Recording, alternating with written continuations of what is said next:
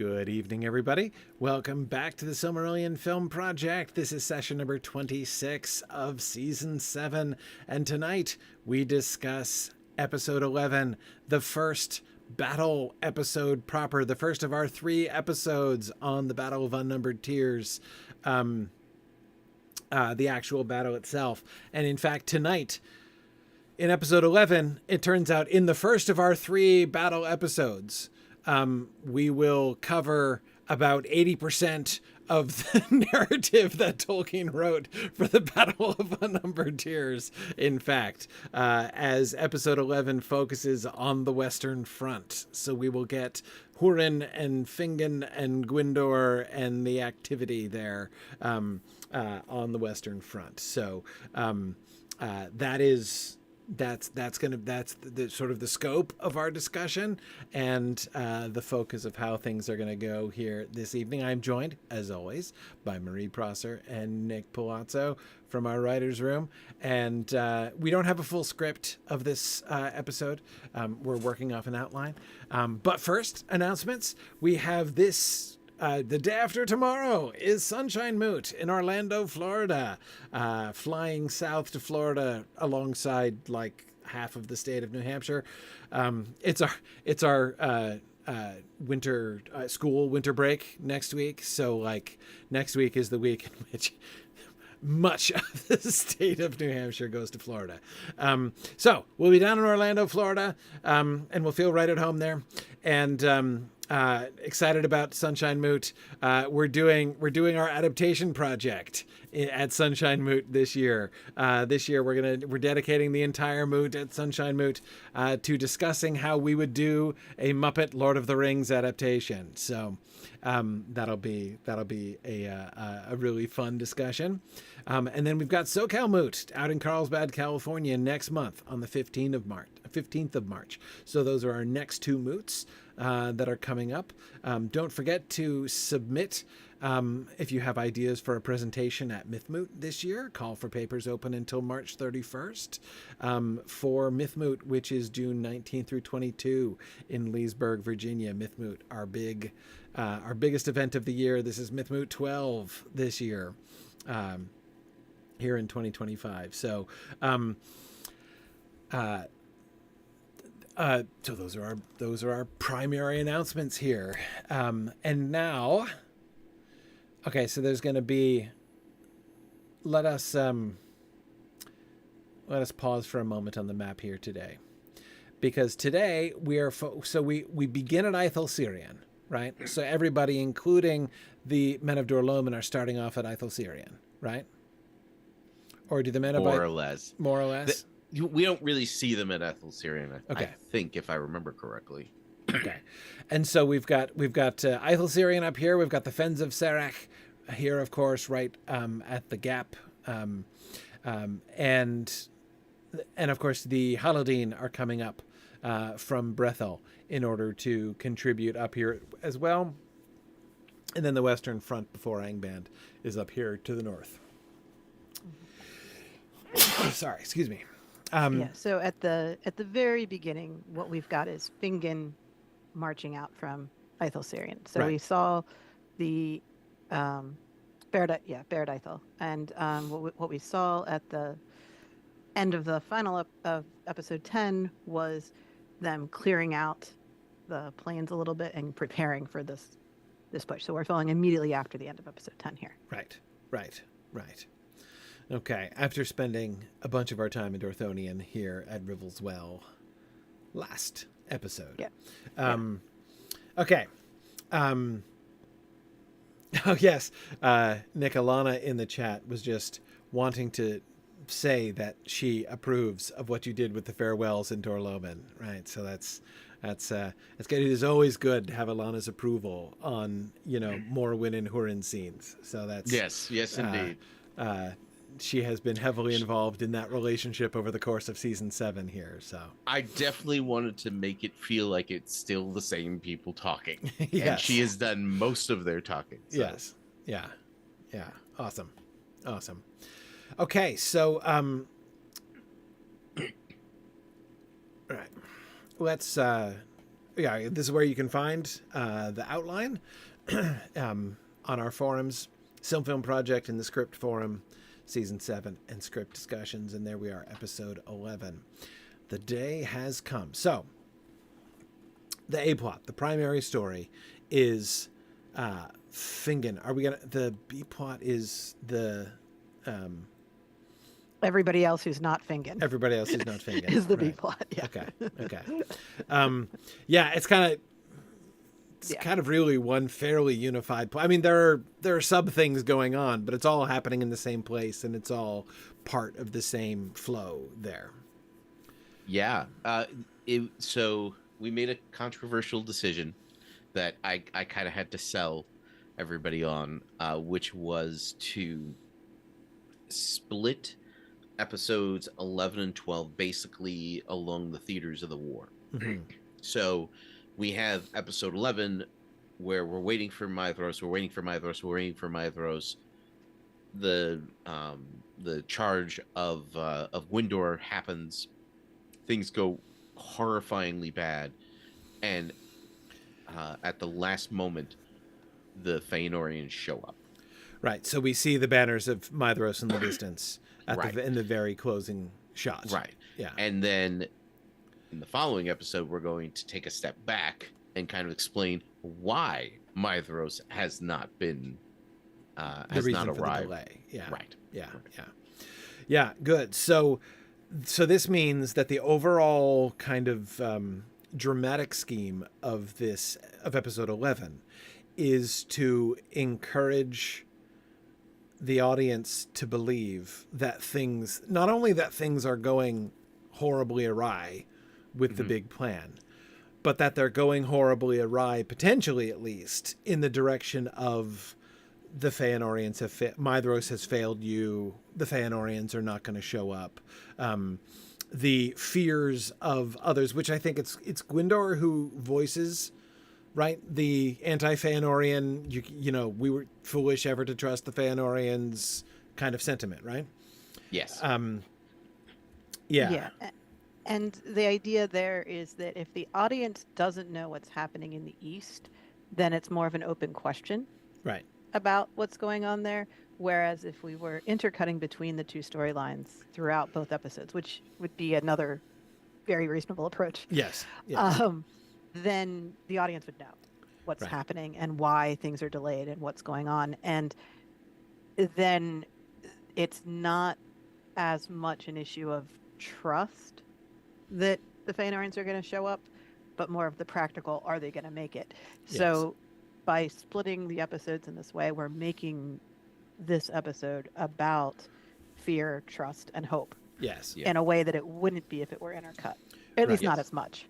Yeah, it would also seem to me that if you were intercutting, it would be ending with the disastrous charge of Gwyndor, like with the conclusion of the disastrous charge of Gwyndor, feels like, I mean, that's a satisfying ending point to a portion of this battle.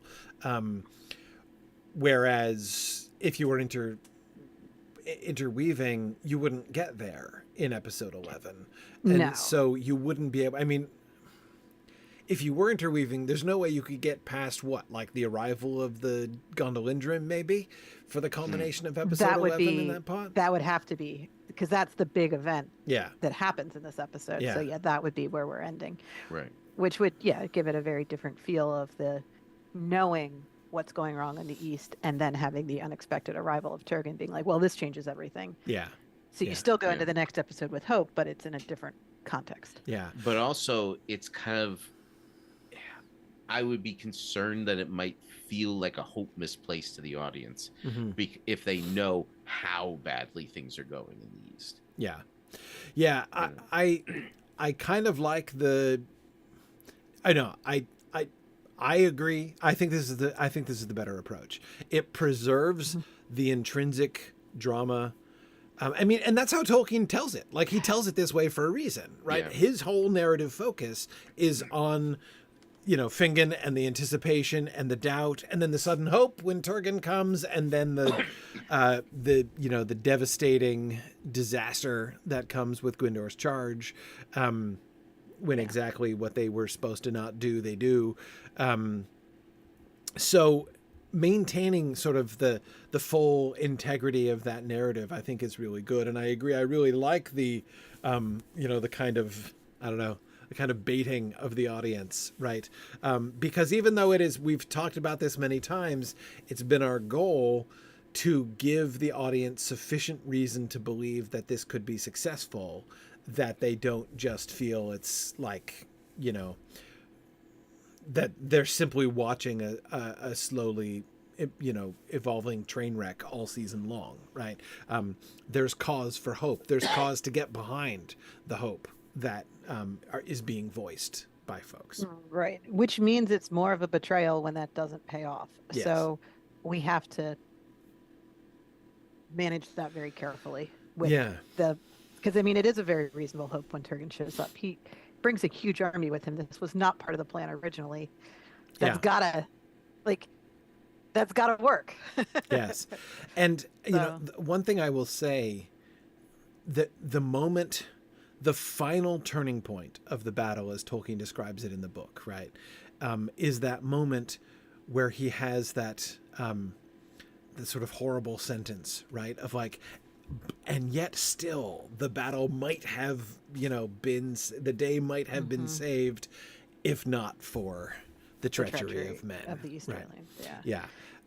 And I will say the construction of that sentence, it's one of those sort of high Tolkien sentences, right, which has a good, that sentence packs a rhetorical punch on its own, and yet he gives so little of the narrative of the battle, right? So little. I mean, the Unnumbered Tears, I mean, he gives like the huge tactical, like the big picture tactical situation, like but one army's coming in over here and the other. No, it's nothing like that. Even that, of course, he doesn't give that much, not even there as much as he does at like Helm's Deep, but still, or the Battle of Five Armies, more of all. Or the Battle of the Fords of Ice. Yeah, well.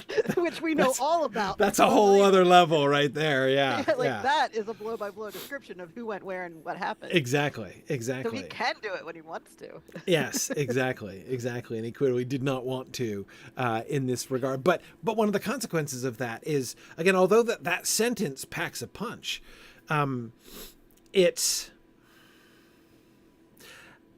I don't find that the experience of reading the Tolkien's account of the Nirnaeth, I don't find that there's not really much suspense like that.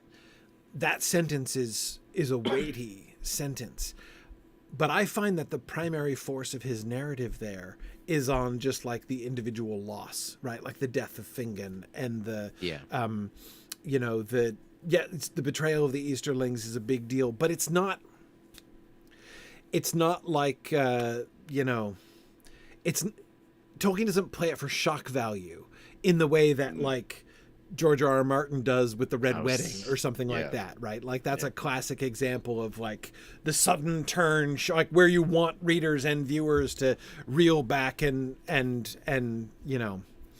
Yeah, he spaces it out. It's not like, for example, Infinity War, which is another one where like all of a sudden people are just dropping, and it's like, yes, I've never been in a quieter theater at the end of a movie. Right? Yeah. No, I agreed. A lot kind of happens at once there. So, this is as much as to say, I really like the way in which. It seems to me one of the by expanding it in the way that we get the opportunity to expand it, in telling it this way, and the choice, which I think is a lovely one, of taking the 3 episodes to do the whole thing anyway, it gives us the opportunity to kind of capitalize on the dramatic structure that Tolkien has created, but which he doesn't invest in very much. Like the force of the narrative isn't invested in the dramatic turns, right? Again, like the betrayal of the Easterlings has already been hinted at, right? Like he's not playing it for shock value. He tells us that this is the moment when it happens, and then everything falls apart. Yeah, I mean that's the difference between history and drama. Exactly. That, like Exactly. history, everybody knows how the battle ends. It's not Yes. that's not a surprise. Yep. Um, Yep. The whole like you're supposed to go into the theater knowing that the Titanic is going to sink Right. because Exactly. the ship is named Titanic. Or Yes. that everybody in the Alamo is going to die, yet they keep making that movie. Right. Right. Yes. Because like yes. you know, like as soon as you know it's about the Alamo, like you know how that ends, and that's Yes. I enjoy every un- version of it, by the way. Anticipation is as powerful as surprise, more so Yes. if it's done well. right. And That's the thing is that any elf would know how the Battle of Unnumbered Tears ends, and in Yes. fact, you know, any reader also could figure out where this is headed. Yes. I mean, he does prepare us for it in like the opening paragraph of the chapter. Right? Right. So, Like, yeah. and yeah, that's the whole point. Is like this is inevitable Yeah. from the point of view of history, and we've made the choice not to make this story historical in that sense to the audience. Yes. The audience is living right along with everyone else and identifying with the characters who are living through these events, not with the characters looking back on them. So That frame of reference is so important. Yeah. yeah, but it is true that separating things out like that is a lot easier in text, where you can ask the reader like, wait on this, we'll get back to that next chapter. Right. Like you can do that in Right. the text in a very easy way of like, oh, we're focused somewhere else now. People are used to film intercutting, so there's a Yeah. little bit more of the expectation of, well, when are you going to show us what's happening in the East? Yes. Yeah. And we're gonna like, next episode, we're getting to it. Yeah. But Well, it there's is there's bigger- a good solid history of doing that though. At this Sure. point, like that's. I'm not saying it's anything earth-shatteringly new. Yeah. It's just the intercutting is so expected that Yes. In there's that, at least that show me. I Right. want to know now. But I love the way that this approach plays on exactly that expectation, right? Right. Mhm. So then if the viewer is sitting there saying, but what's happening with Mithros? But what's happening with Mithros? Good, because that's what everybody's saying, right?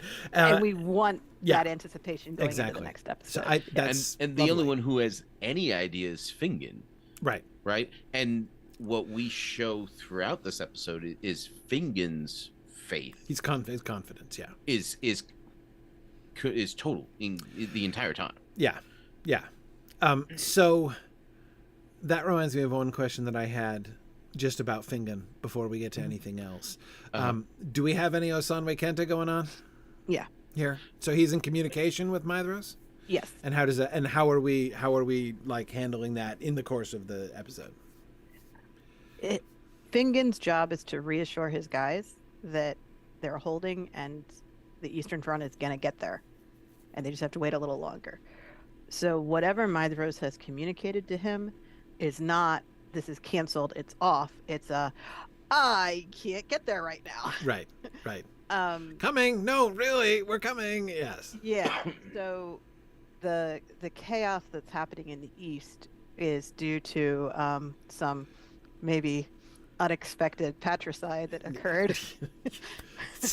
These things happen, at Right. unpredictable times. Yeah. Yes. Yeah. So Mithros doesn't know that. Mithros knows that he suddenly lost the general leading the entire Easterling army Yeah. on the eve of battle.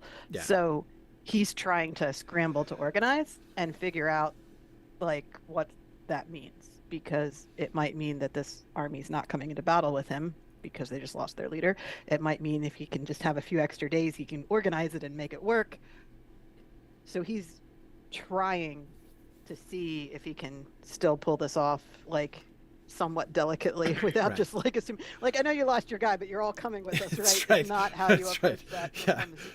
So that's why he's telling Fingon, just hold, just hold, just hold. Especially since he's just had this issue with the dwarves, right? Like, we are Yeah. not marching away singing, Easterlings. I got to tell you, that is not happening right now. Right. So he's trying to pull it off. And so his message to Fingon is always just, wait, I'll be there. Just give me more time. Yeah.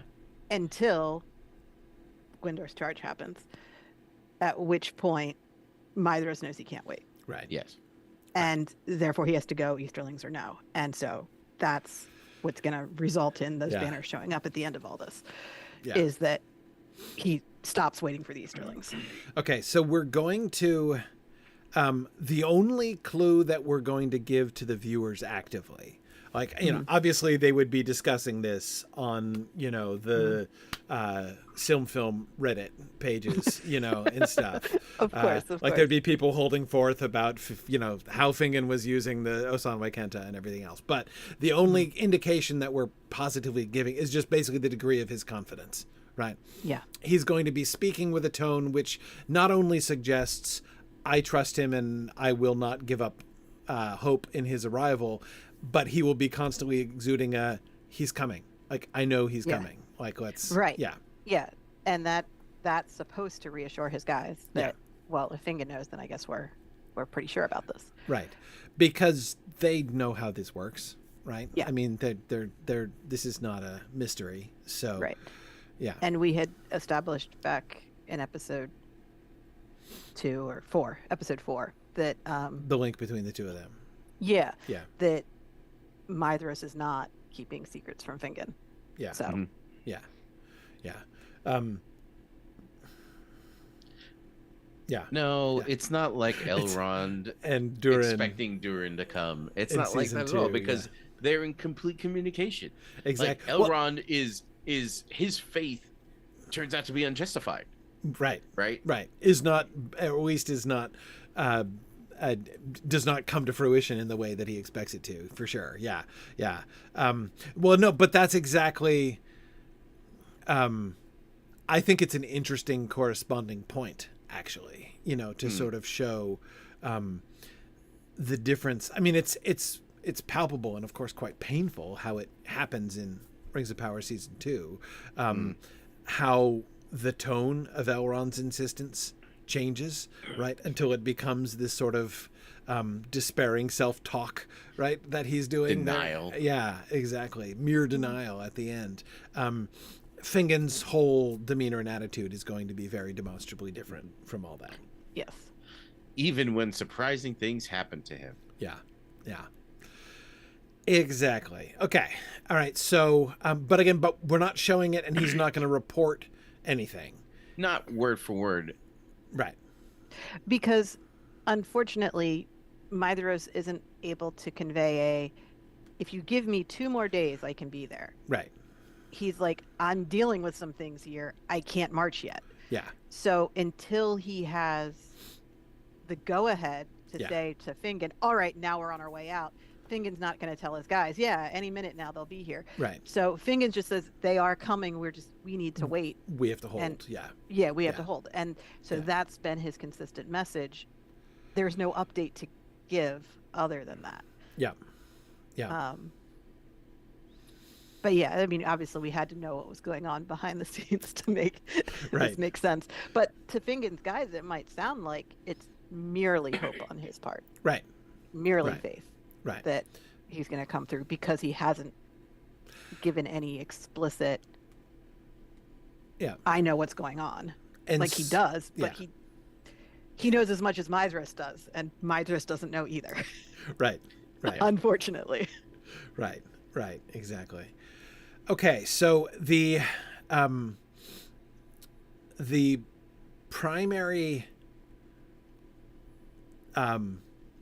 wholly added plot line here, this episode is overall, if I'm remembering correctly, the closest to a long passage of text of any episode we've done all season, right? I mean, we're quite close. Yeah. I mean, obviously there are things that we have to fill in that the text does not provide. Exact dialogue and for instance, but as well as like what would some of these people be saying to each other in the background that the narrator of the Silmarillion is not interested in telling us because it's not part of the primary historical narrative. At some point, a fight coordinator has to come in and deal with the individual fights that we are not giving complete descriptions of. Yeah. So exactly. So we align pretty closely to the text, I think, in this episode, but for one major exception? And that's the first thing I wanted to talk about. So I imagine. I thought you might want to talk about the that. first major exception is the unexpected assassination attempt on Fingon in the middle or in the beginning of the battle. So that takes everybody, including Tolkien readers, by surprise. Well, no, there's one group of people that it will not at all take by surprise, and that's people who have been paying close attention to the previous episodes, especially, what was it, 10? In which Elrond and Annial had that conversation? Yeah. So we set this up in 10. It was not completely out of nowhere. No. So I was not shocked and appalled, but it was a little bit unexpected. Sure. Of course. So it is indeed not in the text. It is indeed not in the text. So to summarize... and it pushes some boundaries that I think there are people who would feel a certain type of way about.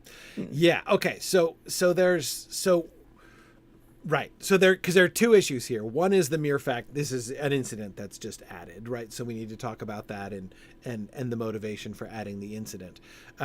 The second thing is what happens in the incident and whether or not, like, the extent to which that's a big deal. So the incident. So let me summarize for people who haven't read the outline. The summary is, so there's one of the elves who is one of the elves who, everyone doubtless remembers very clearly the story of Rogrin's escape from Angband. So Rogrin escapes with a group of other elves. How many of them are there? It's like a handful. 20 of them or something. Yeah, like a couple of dozen or so. Right. Yeah. Okay. So there's a bunch of refugees. Diriel stays, but the rest of the refugees come free with Rogrin and end up there.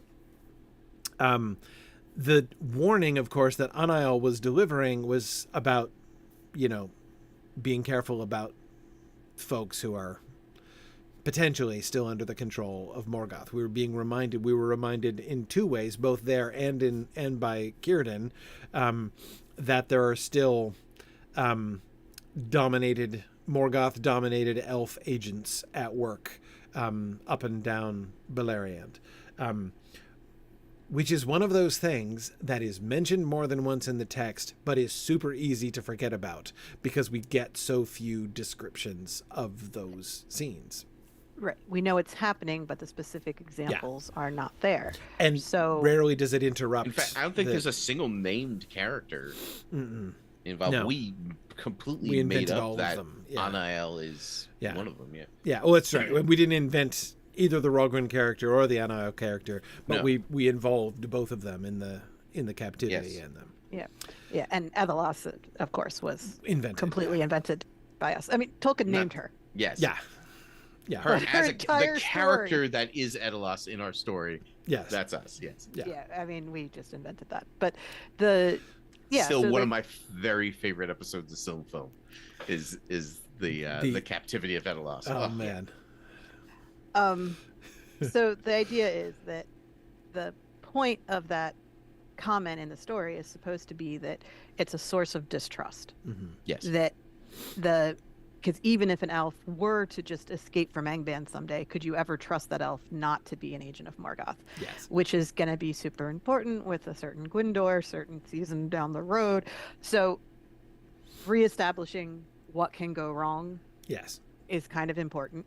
And it's been a while. I mean... Right. Annial's betrayal of Tolsirion happened at the beginning of season 6. Yeah. And now we're at the end of season 7. So it's been some time. Yeah.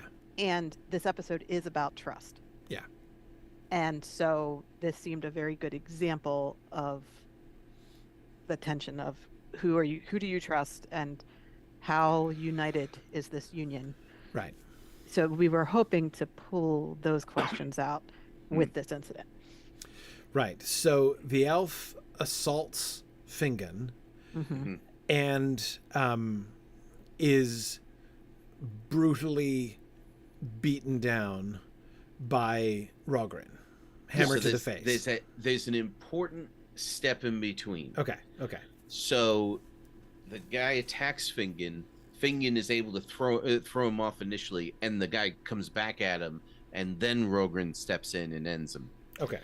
This is an important distinction because we had to make it plausible that someone would question whether or not Rohirrim had to do what he did. Okay, because that's where the sort of second little potential, that's the other controversial bit, is that The very controversial bit. Rohirrim casually commits kinslaying here. Elficide. Elficide, yeah. Yes. Yeah. Yes, he Yeah. does. Okay, so the question is, and obviously now we've sort of skipped a bit. I've skipped a bit in summarizing it, because prior to this incident, we already had a conversation between Elrune, Anail's son, and Rohirrim, right? In the previous episode, yes. But didn't it also happen earlier in this episode? Didn't they talk also, or is their conversation only after? Immediately after. It's immediately after. Okay. Yeah. Okay. Yes. All right. So Anail and Elrond had the conversation where Elrond didn't want anything to do with his dad because he still doesn't trust him because his father did in fact betray them. I mean, that happened. And then, but anyway, but it's still kind of harsh. And but Elrond obviously was paying attention also, right? So he listened to his dad even though he didn't trust his dad. And he seems to be giving Rohirrim sort of the side eye anyway. Or anyway, he seems quick to distrust Rohirrim, to question it. Right. So when Anail is warning him, he's like, "You're wrong. Get out of here. I don't want to listen to you. You're just the trying traitor." to sow distrust. Yeah, Right. You're the traitor. I'm no traitor. I am a true elf, so I have no truck with this. Right. But then he gets to the battle and sees this and is like, elves I don't trust. Right. Turns out there's a lot of them. Right. Here's this guy, Well, rats. one of Rohirrim's companions, Yes. who is under the spell, and Rohirrim understands it, right? Rohirrim gets it right away. And my understanding, again, I was only reading the outline, so I don't know all the nuances, but my basic understanding of why Rohirrim is so quick to do it is because of his experience in Angband. He knows, like it's like, if this guy is attacking Fingon, he's broken, right? Like, this is not, like, you can't save this guy. Right. So he is better off with there's an element hammer in the face, right? I mean, there's an element of mercy killing in what Rohirrim does, it seems. Yes. So for an elf, if things are very, very bad, death sends you to the halls of Mandos.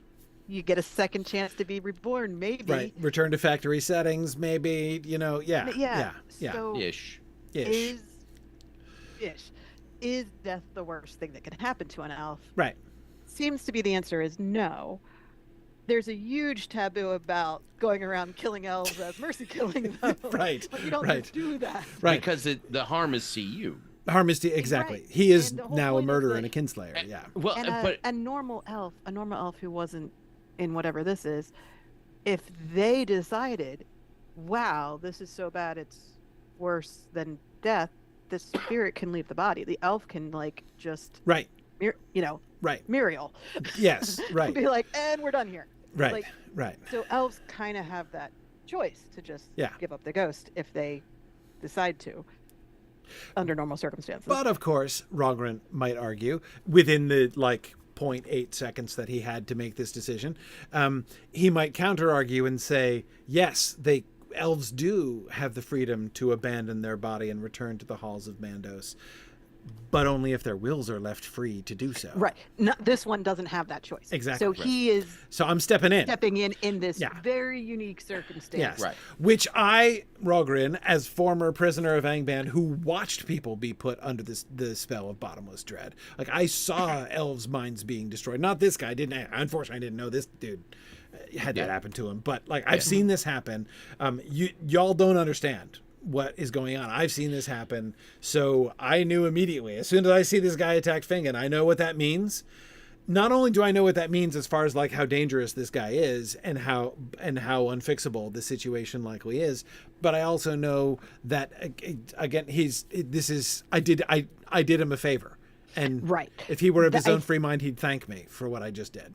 And I and think also he that's- was going to keep coming. Yeah, 100%. Like, Yeah, what are you going to do? This guy's going to live forever. You're going to lock him up forever? forever. That's Yeah, better? yeah. Life sentences don't happen among the elves for good No. reasons. And, Yeah. and but if you came away from this thinking that Rohirrim himself not quite right anymore, sure.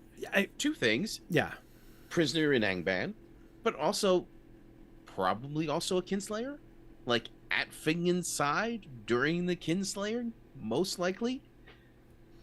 Right. It's not like this is new territory for him, and at least this is a better reason. Yeah, no, I agree. The idea that Ralgrin is that there's an underlying brokenness in Ralgrin's own mind and in his own, like, the very fact that he can quickly come to this decision and do it not casually or uncaringly, but For sure. but like confidently, right, without any doubt or without any without any like questions. Yeah, he can justify it for himself. Yeah. So he doesn't feel like he did anything wrong, and he's done things before. That means that he's not gonna lose sleep over a decision like this. He's not going to lose sleep over this. Yeah, He's already doing time in the Kinslayer Ward. But right. but we did just have an elf commit kinslaying on screen now, Yes. not back in Aqualande, Yes. and that is an interesting way to start this battle. Yes, that really is. But of course, it's an anticipation in a couple different ways, right? First of all, we get the unexpected betrayal, which foreshadows the betrayal, Uldor's betrayal. And that's going to actually happen in 13? 12. 12. It is going to happen in 12? It's gonna unfold in 12. Okay. The We'll see it by the actual- end of 12. Okay. By the end of 12, we're going to see what Uldor's up to. Oh yeah. Yes. Yeah. That's Okay. right. But the consequences will be in 13, Consequences obviously. will be in 13. Yes. Okay. So on the one hand, we are anticipating what's going to be happening very soon by the end of the next episode. Yes. So there's the anticipation of that. At the same time,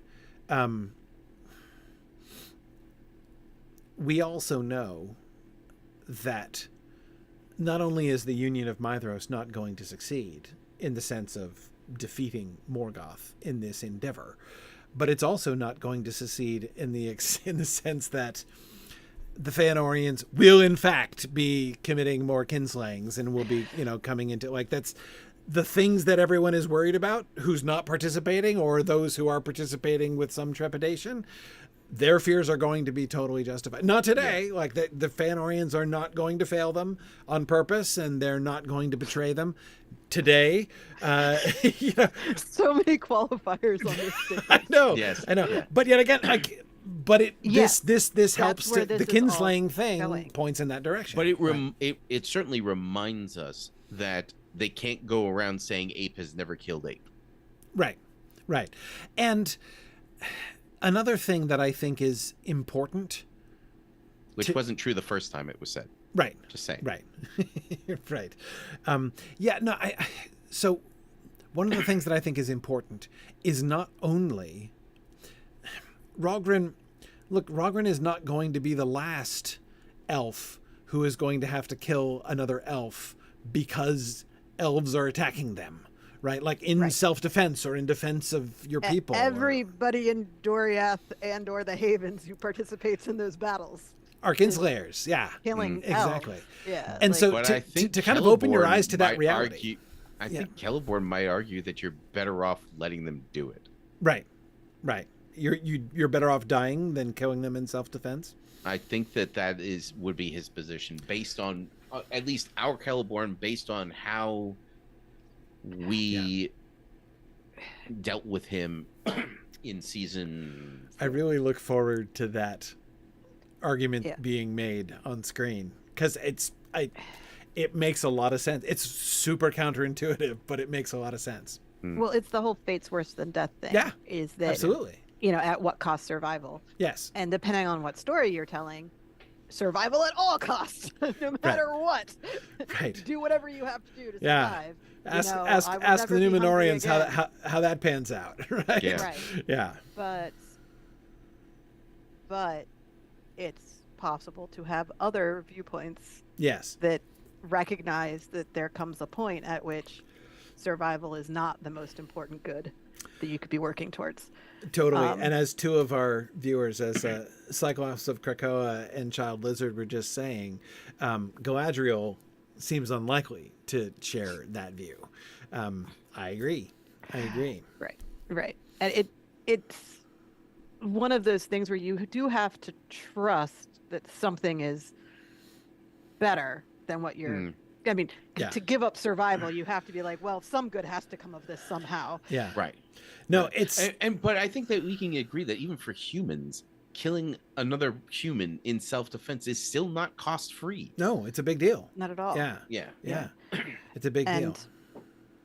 Yeah, I mean, it's certainly very traumatic. The usual things are like if you're on a life raft and there's no food, and what do you do? And one of the choices is like start pushing people overboard. Right. And at that point it's like maybe just starve to death, guys. Like this is not something you want to survive if that's how you do it. Right. So it's that kind of situation. Nobody wants to be trapped on a life raft with no food. Nobody wants to have someone attack them for no reason. And they have to figure out if it's worth it to kill the person to defend themselves. These are awful situations to be in. Yes, exactly. But so we put Rogren in that situation. And that's another effect of this moment, is that it forces them to confront this reality, which is an entirely new reality. I mean, again, I say entirely new reality. Kinslaying has happened, right? So, but yet, it's also been a while. It's been a long time, and not only is there a removal of time, but surely even the Noldor looking back on it themselves, not just the Sindar thinking about it, but the Noldor looking back on it, surely must think like, I mean, I think of the words.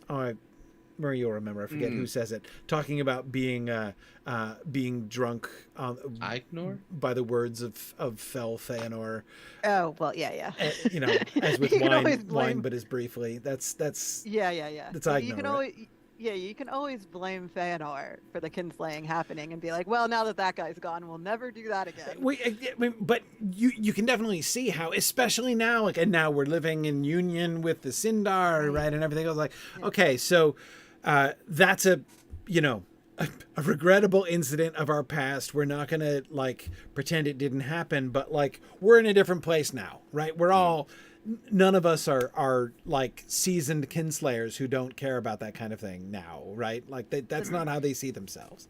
The most recent elf killing an elf situation that we've seen was Turgon sentencing Eöl to death. Yes. After Eöl killed Eredhel. Yes. So the murder of Eredhel is just straight up murder. Yes. Right. Yes. But the execution was obviously a very deliberate choice. And that's kinslaying. That's his literal brother-in-law-ish, I guess. Yeah. I mean, I don't know how much. And he didn't even have the decency to get his hands dirty. Who, Turgon himself. He had some of his dudes just chuck the guy over the wall. Right. And of course, we had already made a big deal about how horrible capital punishment appeared to the elves. Right. When the humans did it. Humans did it, exactly. Yeah, so the whole thing there was this is not comfortable. This is not okay. But like you said, you can't throw an elf in prison for life. Right. Because that's forever. And right. Yeah. So, you could, but killing them is definitely better. Right. Yeah. I guess. But anyway, the point is it was a tough situation for Turgon to be in. But he did it. Yeah. Now it was a tough situation for Rogren to be in, but he did it. At what point are elves going to start doing this when it's not actually a tough situation? They just go ahead and do it. Right. And the answer is soon. Soon. Yeah. And that's what in principle I loved about this incident. I mean, just that moment when the elf attacks Fingon, and surely everyone else is just completely stunned. Like, I'm imagining almost everybody else around Fingon sort of frozen into horrified inactivity. And then Rogren stepping forward and bashing this guy's head in with his hammer. Yeah. And then everybody being frozen in further horror and like being like, what did we just see? Yeah. What exactly is happening, right? And just trying to process that, both, all of the elements of it, right? That was efficient. Yeah, and that's why we took Elrond's point of view there. He's Yes. a Cinda. He was Yeah. definitely not a witness to the original kinslaying. He's never seen this before. Right. He already has these weird doubts that his dad put in his head, and if he just saw that play out and is like, oh, you can't trust the prisoners who were in Angband, he's talking to Rogren, who's a prisoner who was in Angband. Right. Like, And who how just did much- this shockingly sketchy thing. Yeah. right. So now he has to make a choice of, do I trust this guy, Right.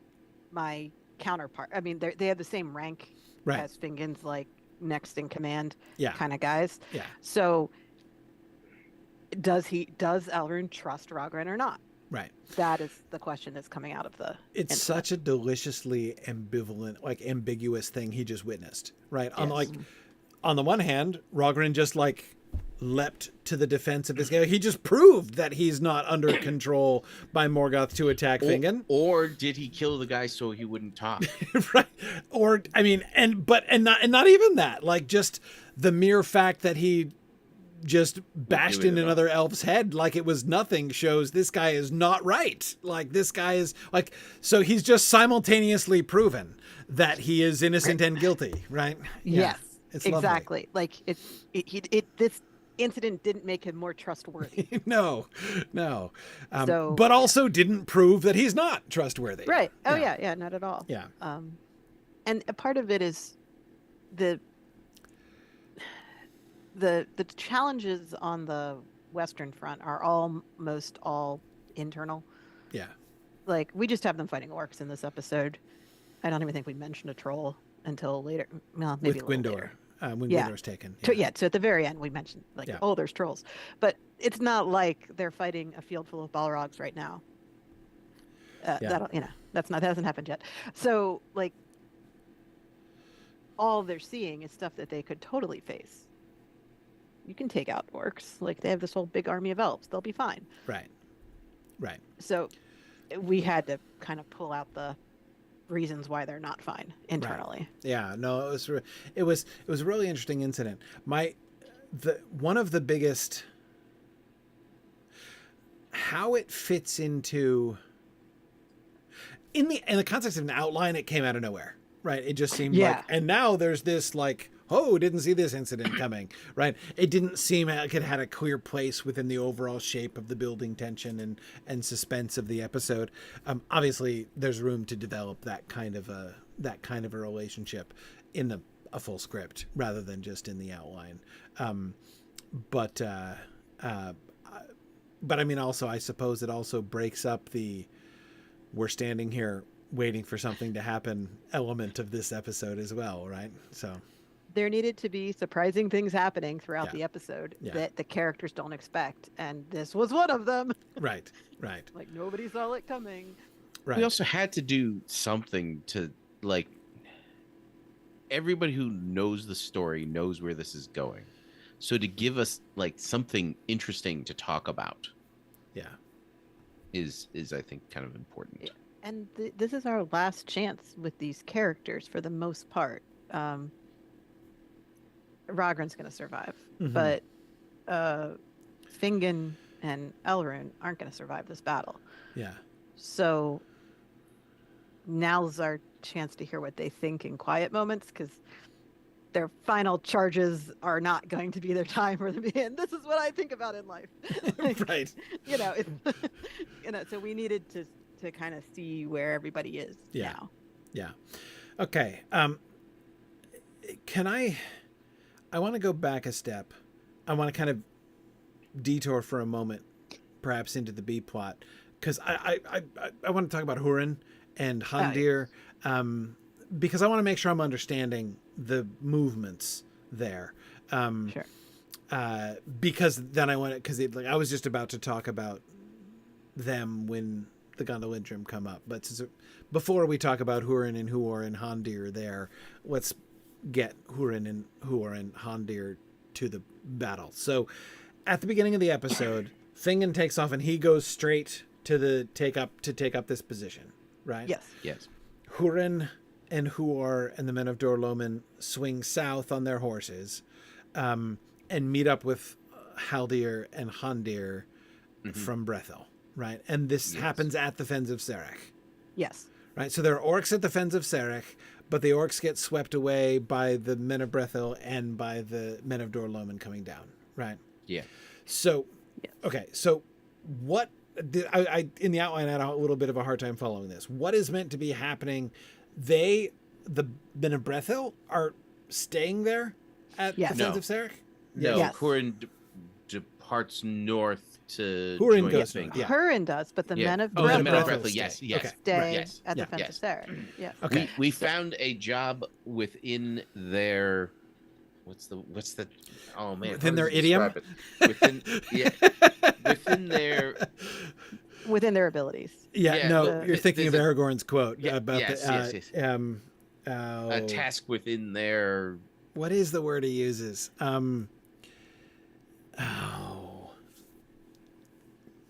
hate it when that happens. That's so annoying. It's such a great quote too. It's one of my favorite Means? Aragorn moments. Yeah, Is it means? go retake No. Caer Andros. And they were happy to have Measure. a task to Measure. within their Measure, yes, measure. that's it. That's it. Yeah. Yes. Within your There's measure. a task within That- their measure to Now I know who we're be talking. like You hunting can still be down, valiant. Yes. But you don't hunting have to down go stray march to the orcs gate. who could potentially coalesce and turn into a problem. Right. And of and course, to make sure to keep the best retreat open. yes. Like They're a rear guard. yeah. Right. Okay. So they're the rear guard, and of course, this is a kindness as well, because it's their own lands they're primarily guarding. Right. Yes. I mean, on the one hand, you could say, I mean, I admit to the thought, temporarily forgetting Brethil, I admit to the thought, when I read the line in the outline that talked about how, like, to prevent orcs from going through the Gap of Sirion and rampaging around southern Beleriand, my first thought was, well, but everybody from southern Beleriand didn't come, so they're still home and can darn well defend themselves, can't they? Like, why should we spend forces to defend them when they stayed home to defend themselves? But not Brethil. So the men of Brethil guarding their lands would be encountered first by orcs rampaging through. So as I say, that seems rather kind of a positioning for the men of Brethil. But Of all the tasks on this battlefield, this is really the only one they're going to be exceptionally good at. right. Like putting these guys on the front lines in an actual battle against armored opponents is just like, that's a horrible thing to do. Right. Because these people are hunters, they are not soldiers. They're going to be, how do we visually distinguish them from the men of Dorloman? No armor. No, just no armor. They have to have some. This has been planned for how long? Right, but Fingen's not going to make sure that his allies have something to wear to battle that is like appropriate and not just made of leather. Like, I mean, first thing, cloth armor is absolutely a thing that has been used and is used effectively. But if you're Fingen, are you just going to let them use whatever they have, or are you going to provide them with if they're something? going to get anything, it's going to be like mail of dwarf make. Yeah. Which is still good. Right. It's still good, but they're not used to wearing it. They're not trained for it. Like, that's not. I know you got to be careful not to overdo it, but something. The no armor seems a bit foolish. Okay. Well, I mean, when we planned this thing for years, they had 10 years to prepare for this. Surely they could get some mail shirts for the men of Brethil. Yeah. But anyway, they're not going to be wearing the full kit that the Man of 'Cause Dorlum that on also horseback are requires a wearing. lot of training to use properly. Yes. You can't just Yes. put people in armor and be like, now you're good. Now you're an Right. No. effective force. Helmets at the very least. Helmets. Sure. Helmets, Can wear- most important piece of armor Can wear that hats. you can put on. Yeah. Yeah. Okay, so some helmets and some mail shirts, just to like pretend that they knew what they were But doing I'll for bet this. you a lot of them aren't wearing it. Yeah, well, yeah, I'm fine with that. The idea being that they are visually going to be different, Yeah. and we are leaving them to defend a swamp that is not something the horses are going to be good with. Mhm. So, Dorloman has Yeah. zero interest in being involved in this. Yeah, Okay. for sure. So it could, And yet they shall. well, you know, Yeah. but they lose the horses at some point. You'll Yeah. notice. Yeah. The biggest thing is that even any armor that they have is issued to them. It's Right. not theirs. Right. Which is the biggest difference. Like the armor and weapons of the Men of Delorman are going to be culturally appropriate to them. They have Right. developed those over the generation, the couple Right. generations. Yeah. Right. No. Okay. That makes good sense. All right. So they Thank you, Meow Indeed, for pulling the quote. It's such a good. That's such a good manful piece of deed writing. within their measure. That's the one. Yeah. Yeah. Yeah.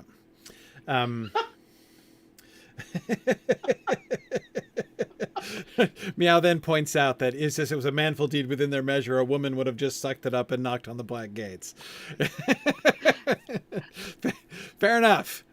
Yes, the It's hard to manful argue deed is when, with the fact that it was a woman who killed the Witch King. the Witch King. Witch Yeah, King, yeah, yeah. exactly. So that's a Exactly. different version of manful deeds, womanly words. But Yeah. the same issue in that story applies to this one, which is there is hope Yeah. for the War of the Ring, right? Right. But if you're just some guy in Gondor, marching to the Black Gate sounds terrifying. Sure. And like, why are we doing this, and why do we think this is going to work? right. And how are we possibly going to confront the army that's on the other side of that gate? Right. These guys just marched to Angband. It's the same thing. Like, Right. that's why Right. Fingon's guys are like, are we sure that the Feanorians knew what they were talking about when Right. they said we could totally do this, you guys? Right. Like, Yeah. it's this. Yeah. Yeah. The difference being that Frodo manages to destroy the ring, so Aragorn was right. Well, Um, also, like Mitherus doesn't have a ring to destroy. hundreds and thousands of normal human soldiers died during the War of the Ring that never get Yes. named. And that Yes. that's exactly the stuff that Handir was talking about in the last episode. Like, that's just a reality of war. Like, even a war that we win, Yes.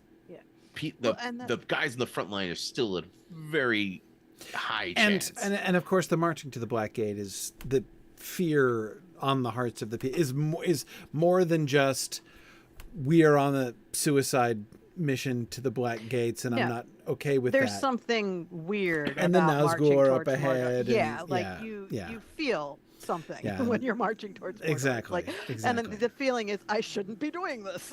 Right. And Yeah. Aragorn has mercy there. Yeah. Yep. Oh yeah, I think Nick, I think I agree with you on Twitch there. I think that Film is likely to get to the Black Gates before exploring the Lord of the Rings does. Yeah. I think it's Oh quite likely. no. I think so. Yes. Yeah. Yeah. Oh no. For sure. I think it's very probable. Well, I, Corey, I'll I don't. bet you We're not supposed to wish you an elven lifespan, are we? Because good luck. So I could probably calculate it, actually, because somebody's already calculated when the ending of Exploring Lord of the Rings is going to be, and all I have to do is figure out where The Black Gate is. when you're going to hit the Black Gate, and whether or not Film will just be done by then. Well, of course, a lot of it is going to depend on how we handle the Second Age. Yeah. and I how much think- we add to the I'm Second on board Age. for more seasons in the Second Age, rather I'm like good with I'd rather 4. make up 4 seasons. more stuff than We can totally do the Second Age in 4 seasons, you guys. We could. Yep, but we could do it better in more seasons. Anyway, You're gonna have to convince me that we need that. we don't My have to have this success rate with discussion that now. is high. Okay. Okay, yes, Mr. of Beleriand in its realm should be 2 seasons. Anyway, we're There were good arguments in that case. There were- If you don't have good arguments, there I'm were- less likely to. there were okay. Anyway, Okay. anyway, But back to the back first stage. to see, we're all just trying to avoid the unnumbered tears. So, Yeah, Hurin that's and company, having touched base with them, swing north and bring Yes. Hundir. No. He No, it's comes with just- somebody else. He Yeah, comes with somebody so- else. Okay, So Hurin and Huor Hurin and Huor. and the And the- Someone he men of did Dor, not they're expect. cavalry the men of Dorlum Yeah. and their horses all go and join up with Fingon's with guys. Fingon. Yeah, So Fingon marched out to their spot, and now he's riding up to join them. right. Now Hundir sticks back with Haldir, his dad, Yeah. and that kind of justifies what Haldir's warnings were of like, we don't actually want to march off to war, and it's like, okay, yeah, you guys are guarding the rear Right. guard. You're not really Right. going to be part of the They're war. still doing fighting. Yeah, Yeah, and they're not going to all survive, so clearly it was Right. dangerous. right. But the general idea being that, yeah, they're not quite as involved as everybody else. And then, as Nick alluded to, they see someone they did not expect. hmm And that is how Hondir gets to the position where So he Fingon comes is. up with Turgon. Yes. Yes. Okay. He basically leads the Gondolindrum to the forward position. Okay, because Turgon 'Cause- doesn't know where to go. Well, I mean, He could probably figure it out. right. Hondir just kind of volunteers, and they're like, sure, Okay. you can come with us. So, Well, you can be our guide. It's fine. I mean, Do if we- I were Handir, I'd want to see Hurin and Huor's face right. as It's well. the thing is, like, Hondir is like, Turgon didn't expect to see you, my old buddy, and then therefore goes with him. Do we get the meeting scene with Hundir? No, We're not going to get that. we get Hondir's reaction to seeing something off screen, Okay. and then the next time we see Hondir, he's marching up with Turgon. Right. So we realize that thing off screen he saw was Right. this giant army of Gondolindrum. But the reaction we wanted, because you only get one first reaction to that, Right. and we wanted Fingon's. Right. Yeah. Yes. Because, yeah. And since Hurin and Huor can be there, we'll get their reaction too. Yeah. So we kind of cheated and got most of the big Yeah. reactions. No, that's great. But we needed Fingon to see his brother Right. and be Okay. like, oh, well, everything's fine now. Okay. So that's clear. I'm tempted to move forward in time and talk about the fate of the Haladin, but I won't. We'll get there later on. Okay. Yeah, because they're not in this episode. They're not going to be in the rest of this episode. Okay, so Turgon and the Gondolindrum show up. They show up prior to. So, has anything else been other than the assassination attempt? Has anything else been going on with the, like, have the orcs come out yet? The orcs haven't come out yet. There's orcs. Yeah, the orcs are trying to. They're massing. They're Mm-hmm. massing at the foot of these kind of Like- undulating waves of stone. I love the drawing attention to the like lava remnants of the Dagor Bragalach. Right. Yeah. That's Yeah. that's really fun. And it's Hurin's job to make sure they stay out there. Yeah. Right. Yeah. So they can't risk trying to surround the Noldoran. Well, not the Mithrim position. Yeah. The High King's position. The orcs can't risk it. Right, because if they, as soon as they start coming around in smaller numbers, Hurin's just going to mow them down. So. Right. Right. So So we see some movements and the orcs getting up to some things, but no real confrontation yet. right. And so Everyone's just waiting. we can see Hurin is so Hurin's role. I love that this gets so Hurin as the light cavalry who's protecting the flanks of the army. Yes. Is put into a position where he has a real tactical responsibility. Yes. He's because it's one of the things in the text that's really interesting, where Hurin is like, sounds like Hurin's in charge. You could Yeah. read that passage of the Silmarillion and think Yeah. that Hurin was the boss there. Clearly, he has no problem speaking up to Fingon. Yes. And Fingon is listening to him. Yes. So yes, he's pretty high ranking in this union. So I like the fact that we can sort of show how I mean, Yes. he's the cavalry officer, right? Yeah. Which is great. But again, it visually on film differentiates him from just like Rogrin or Elrond, the other captains of the army who are just standing near Fingon. It puts Hurin in a special and more active role, which I like. Yeah. Well, Hurin, if you look at the chain of command here, Hurin, his direct report is Fingon. Yeah. Clearly. Right? Like him and Gwyndor report directly to Fingon. Yeah. Now Hmm. Gwyndor has how many people does he have? I don't think we have a number, but It's not a large group. That's one of it's not a company, but it's not the like. I mean, a company's like. Hang on. The idea was it can't look like the entire army of Nargothrond marched out, because the Right. whole point is Nargothrond did not join this endeavor. But it's So- also not like Beleg and Mablung either. And they're two guys. Yeah. Yeah. So it's bigger than that and smaller than what Kurgan's Hundreds? here. Yeah, I'd be maybe. comfortable with anything below 2,000. I'd say. Okay. So yeah, because 10,000 is the number that we get with the Gondolindrim. 10,000 has to be has to feel like a big number. Has to be huge. How does the size of the army of Gondolin compare with the size of the army of Fingon to begin with? Not counting I would say they're Nargothrond- probably Nargothrond. comparable. Comparable. Because doubling your in forces size, is it's huge. a big deal. Yes. Yeah. Yeah. Even Exactly. if it was 50%, that's still an enormous Yeah. difference.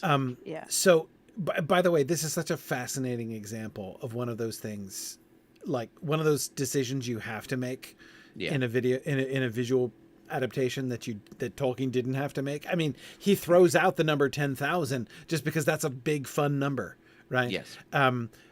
But he never told us how many people Fingon had, so we have no idea.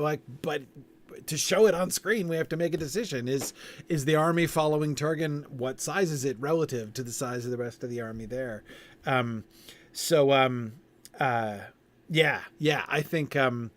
I think that having this be their forces be about the same, so we really see it as a union of their two forces, and then the Nargothrondrim are like a tenth the size of either one.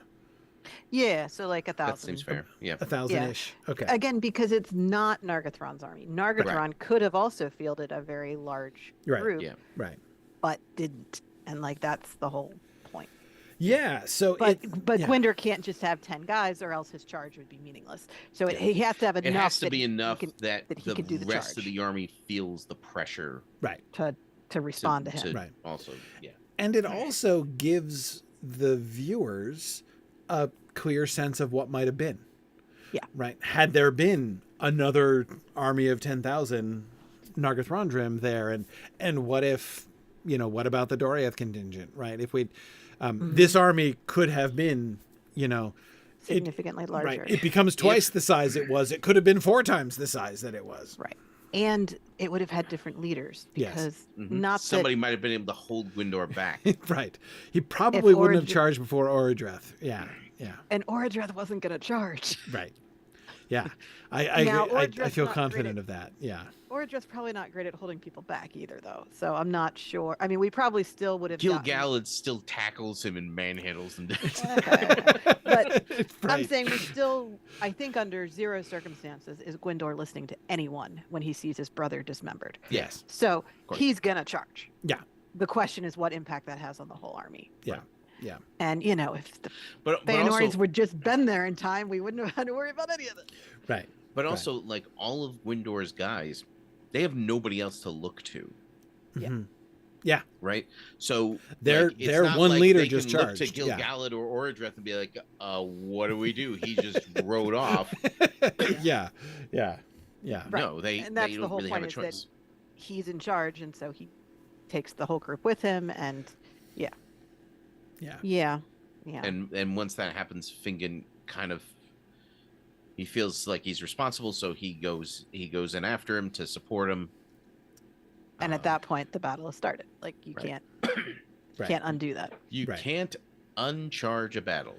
Right. Okay. So speaking briefly of the Doriath people, where are they? Right. You'll notice they haven't shown up in this outline, but they're Okay. definitely in this episode. That was my Yeah, yeah. question. So, So they're here They're They're here. playing minor roles in Fingon's army. because there's They're like 5 of them. Yeah, Yeah. yeah. But if there was something you were hoping to see from them before the battle started, we can add that because like there is space in this outline Right. So to include them doing a thing. great. It's not that I necessarily had a thing I wanted them to do. What I mostly wanted was to see like whom are they hanging with? What are they doing? You know, I mean, So like there's such a small contingent that there's almost a sense of like, what, are you here to be an observer? Like, are you just like here to watch and report back to Thingol what happened? Or are Celebor's out there with his camera. you right? Or are you here to the help? reporters. Yeah. So and what are their jobs? it's okay. So it's Beleg, it's Mablung, Celeborn has come, Yes. and anyone else? And a small contingent So like who are probably not present at meetings and such. right. So total, they brought with them Maybe 50 people. dozens. Right. Okay. Yeah. Dozens, not hundreds. Dozens, less than 100. Yes. Less than 100. Okay. Is there a role that they so like how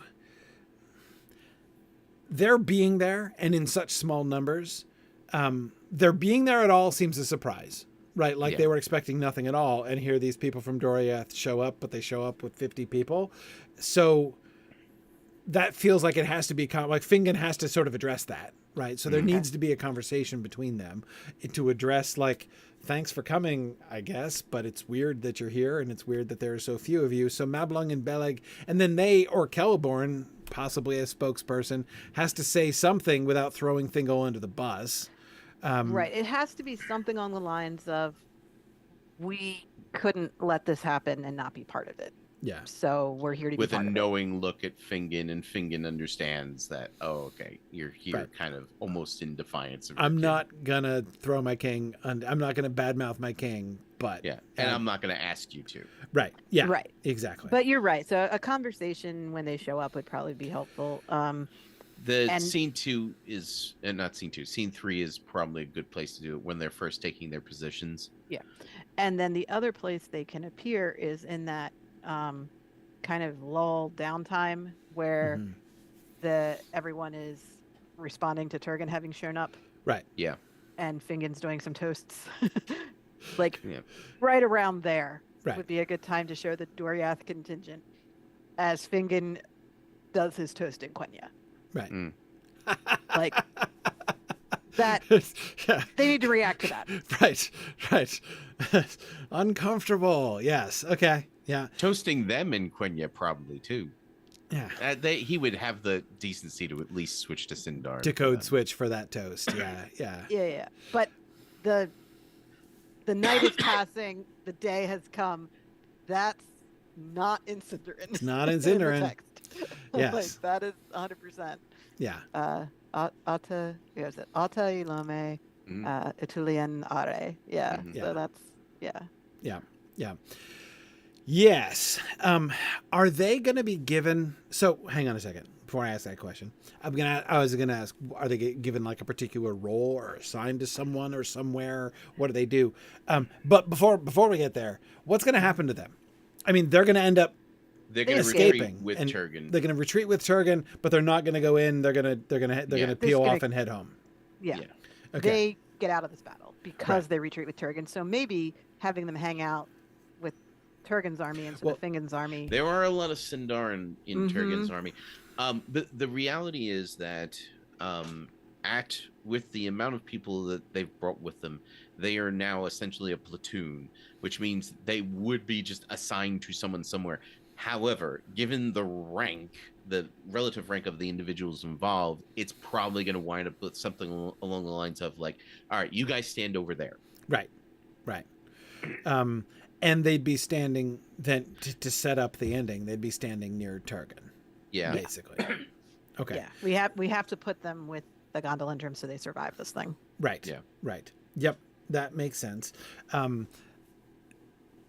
perhaps between the Gondolindrim and the Nargothrondrim. Yeah. So that So they're some of the ones who don't charge. right, which increases their potential survival of this battle.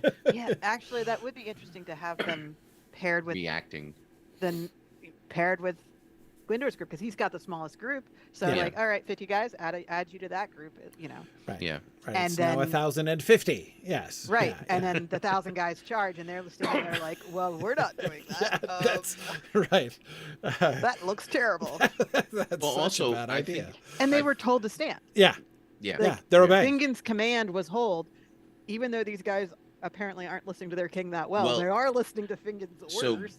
Gwindor is mounted. So that makes the difference. Like, they're not going to chase after him for sure. Right, because they're all on foot. Right. One of the things, I think I went out of my way to point this out in episode 10. One of the things I realized is like a bunch of these guys that go with Gwindor are probably like reformed Feanorians. Yeah. Right, from Nargothrond. Yeah. These guys are Kelegorm's professional Kelegorm's guys. Yeah. cavalry. Yes. Mhm. Yeah. Right. There's no way they're not going without their horses. Reformed Feanorians. Yeah, no, you're right. You're right. Like rehabilitated Feanorians. I have during the de facto occupation of Nargothrond. Yeah. When we were talking about it, I had this image in my head of like Deep Space Nine during when there were Klingons, allied Klingons showing up on the station, and it's like, these guys are our allies. These guys are our allies. These guys are our allies. These guys are our allies. Yes. But nobody's happy to see them. Yes. No, it's I see that. So yes, we've got some of Kelegorm's former cavalry. There, and surely that makes all kinds of sense that they would volunteer in disproportionate numbers. I would say that you're probably looking at like 60% of those guys at least are Kelegorm's. And I was thinking dudes. And the guys that come are probably more than 60% of the total former followers of Kelegorm that were in Nargothrond. Yes. So I mean, because remember, we now have fewer Feanorians in Nargothrond. Yes. Significantly fewer. Yeah, meaning like of the Feanorians in Nargothrond, most of them have come. Mission, Yeah. And they're all going to die. So we're taking care of that problem. That's right. Except Celebrimbor is still in Nargothrond, obviously. The representative of the exception. And I imagine that the rest of the guys who are here are like the flower of Nargothrondrim nobility. Like all of the second sons, right? Of high ranking Nargothrond or officials. Honestly, first sons. These are elves. Not like I guess not like that anyone's makes sense. gonna inherit anything anytime That's soon. That's fair. I didn't. Good call. It's Good so call. easy to forget that kind of thing. Yes, it is. Yeah. Good call. Yeah. So the next generation. This is the next generation Yeah. in Nargothrond. Yeah. But these are like the guys who have like dreamed of making a name for themselves their whole lives, and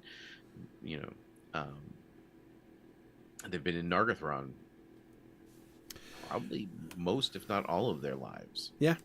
A bunch of them will have been born there by now. Yeah. Yes. So you have these battle-hardened Feanorian cavalry guys alongside like these young, hotshot dudes who have no idea what they're doing. Yeah. And they all follow Gwindor, and this ends splendidly for everyone. Yes. Yeah. Okay. Yeah. Wait a second. Bulldog comes out with Gwyn. Didn't we kill Bulldog already? Nope. No. Sure didn't. No, because we were saving him for Hurin, right?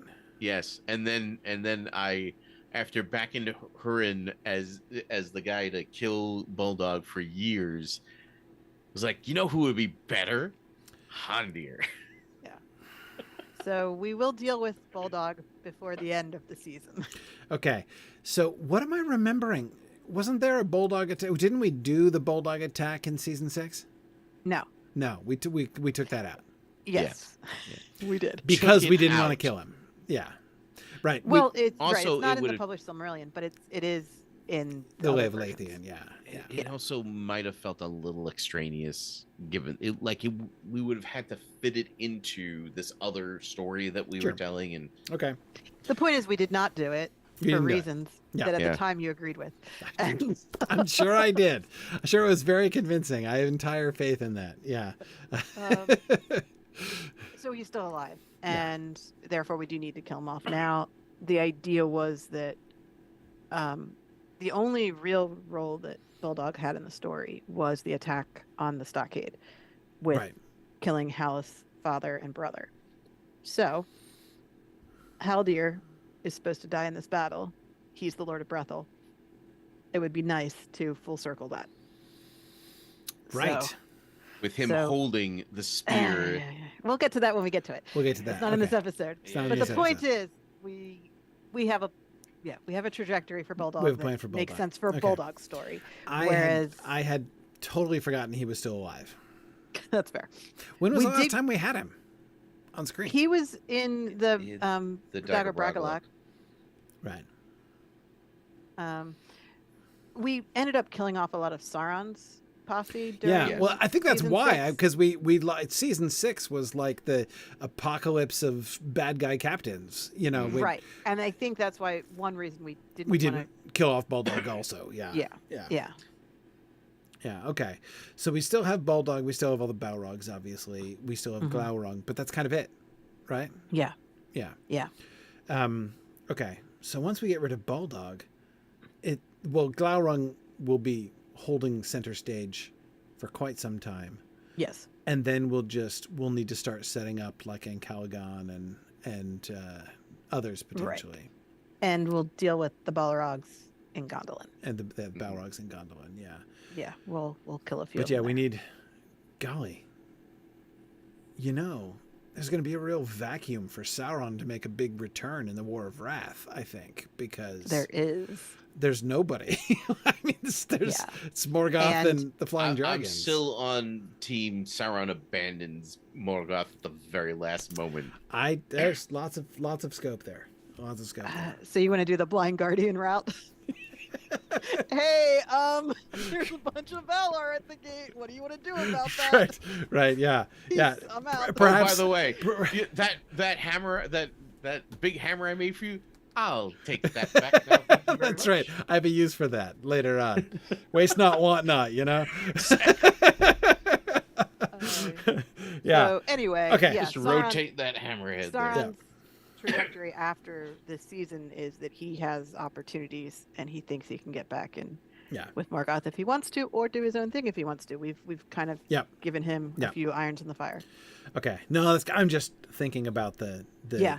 trajectory of our bad guys, whom Yeah. but I think we'll last.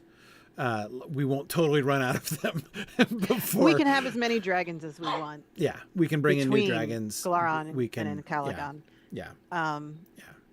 But it is true that we've pretty much done the inventing we're going to do. Morgoth's not going to make new things after dragons. Yeah. Mhm. Like that's it. He's done with that. Yeah. Yeah. With the winged Sauron dragons are might going do to a be little his more. final. Yeah. Necromancy stuff, but Yep. Yep. Yeah. Okay.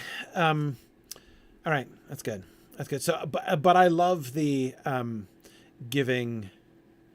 Now that I remember that Bulldog is still around, having him be the one who comes out and dismembers and then kills Guilin is On brand. that's great. Yeah. Yeah. No, that's excellent.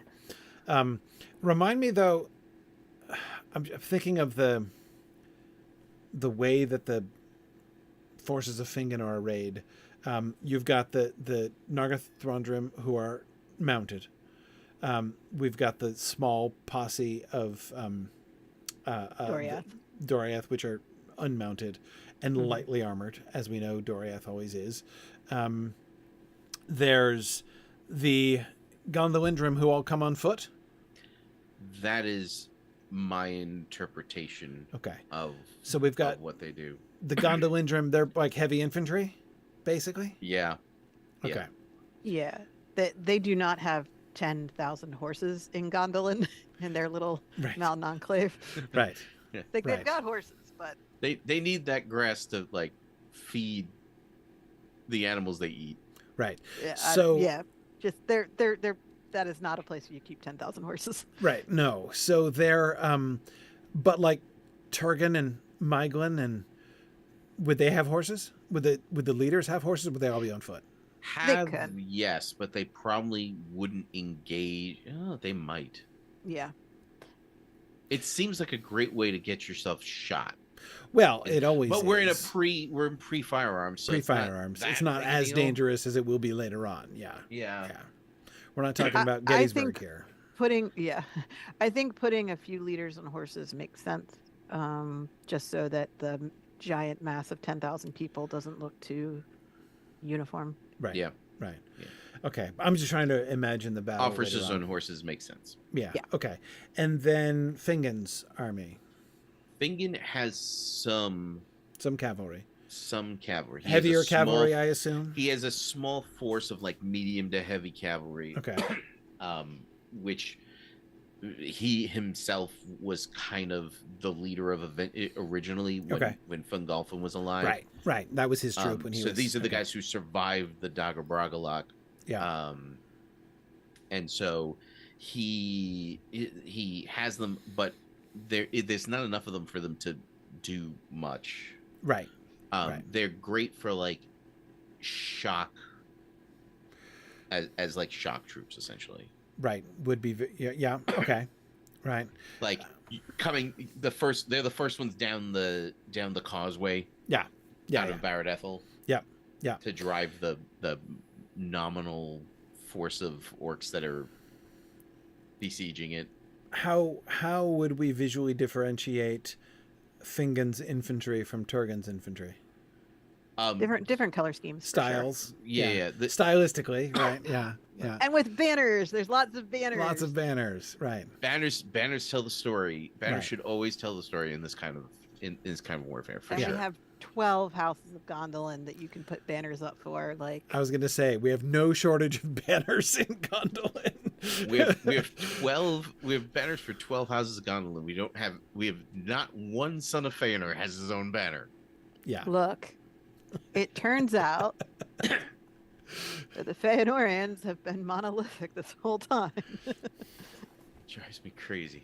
But you're going to see like Fingon's soldiers, their armor is all it's going to be a bit darker. It's more used. Mm-hmm. Right. Right? Lots of shiny new armor from Gondolin. Yeah. Yes. Yeah. Like it is resplendent like the morning sun. Yes. Yes. That was a little obnoxious. I apologize for that. Yeah. I was quoting from a character who speaks in that accent. And it just slipped out. I've been imagining them as kind of wearing this very, very tightly knit scale armor. This is Fingon you're talking about. No. Oh, the Gondolin. Gondolin. Yeah. I've been imagining this since like season 2. I've been thinking of it this way. Okay. Armor that is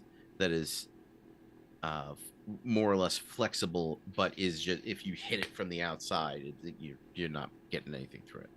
The scales are nice too. Remembering Nevrast and the sea and the Owlite connection. Yes. Yeah. Well, the Chinese mountain armor has been kind of my inspiration for this idea, because it has these interlocking shapes. It's called mountain armor because it's literally the best examples of it are literally the symbol for mountain, just like interwoven and locked in with each other. So obviously they wouldn't call it that, but it gives a very distinctive look to the armor. So it will be very, very different from Fingon's guys, who are wearing probably mail with like augmented plates. I am 100% a believer that they're wearing, like breastplates and pauldrons, like covering the important parts with plates. Mm-hmm. I know that having Tolkien characters wearing plates is a big fight. Everybody likes to fight against that for some reason. Eventually, like, the elves are smart. Yes. Like, they figure stuff out. Yes. And And we've had plate armor since Rome. And the Noldor are, I mean, I would expect a Noldor army to be heavily armored. Yes. Yeah. Right. Because the general idea is that Tolkien's characters are very good at coming up with things that are strong and yet lightweight and sure, cunningly made and all that. Cunningly made, right? Exactly. Yeah, like whether it's made by dwarves or made by Noldor, you're gonna get some pretty cool stuff. Yes. So. Yes, but the idea of lightly armed and armored elves as the norm for elves is strongly influenced by the Third Age, when it's mostly Sindar and Sylvan elves that I you're was dealing gonna with. say, obviously the Nandor don't have armor. Yeah. And I'm not going to argue to put armor in them, even in a battle, because clearly the one battle they were in, they didn't have it, and it went very poorly It for was them. a big deal. Yeah. It's very heavily influenced by the way that we have always, prior to the Peter Jackson films, imagined the elves of Mirkwood. Yeah. When we encounter Legolas, he's carrying a bow. He's not wearing any armor. Yes. And so because Legolas is essentially the model for Dungeons and Dragons elves. Yes. He's also the model for all fantasy elves in general throughout the 20th century from then on. And so people always like to imagine elves wearing extraordinarily light armor. Or even nothing. Or no armor. Yeah, exactly. Yeah. Right. But Noldor are totally different. are engineers. Yes. Exactly. So, like, yes. They are not wood elves. No, they're not wood elves. They're not going to march into battle like they're wood elves. No, I mean, this doesn't even strike me as it's not that I don't believe that there are people who would raise controversy about it, but this does not seem to me like a controversial choice. Noldor would obviously be heavily armored. Like, obviously. That's... Yeah. Yeah. Now, I mean, you obviously can fight about style. Sure. Like, yes. There's multiple directions you can go with it, but I want it to be very good right. and well made. Because the orcs of Angband, very well armored. Yes. Like, this is not a ragtag band of orcs put together their own stuff that they pilfered off of somebody and it doesn't fit and it doesn't work. These are not the goblins of the Misty Mountains. Right. Right. Like, this is Angband has been making this stuff for the orcs for centuries now. Yes. And if there's one thing Angband knows how to do, it's make really good armor and weapons and that sort of thing. Yeah. So, like, Angband is very prepared for this war. Yes. The Noldor would be ridiculous if they showed up not at all prepared. Yeah. Okay. So, again, just in the final stages then of helping me to make sure that I'm picturing properly how we are imagined showing it. When the orcs... So first it's just orcs coming out. Mm-hmm. Right? So the orcs come out and they're trying to draw the elves towards them. The whole goal is to draw the elves towards the gate so that then they can surround them by coming out of the holes in the hills. Right? Right. Around. Mm-hmm. Yes. Okay. So that's their whole strategy. And so what they show, presumably, are the weakest of their forces, so as to tempt them most to look how easy we would be to defeat if you just charged straight at us. What tasty morsels are we? Right, exactly. So these are going to be orcs that are going to be on foot, and just orcs on foot, the kind that, like, Noldor should be able to mow down really easy. Right. Okay. Yeah. So we're not seeing Angband's forces in this episode at all. Right. Not the real. Like, there's fights with orcs throughout the episode, but at no point is the actual army of Angband anywhere near on the field. Okay, so the charge of Gwyndor then is... So Gwyndor and his cavalry charge forward. Yes. There are only 1,000 of them. How many orcs are on the field? Lots. Like, what's the proportion of the armies, the orc army to the elf armies? It's got to be big enough that it would be an actual threat to the entire army. And some kind of like, there's got to be at least some chance that they think this is a significant percentage of Yes. the army. Right. So then you're in 5 figures for sure. Totally.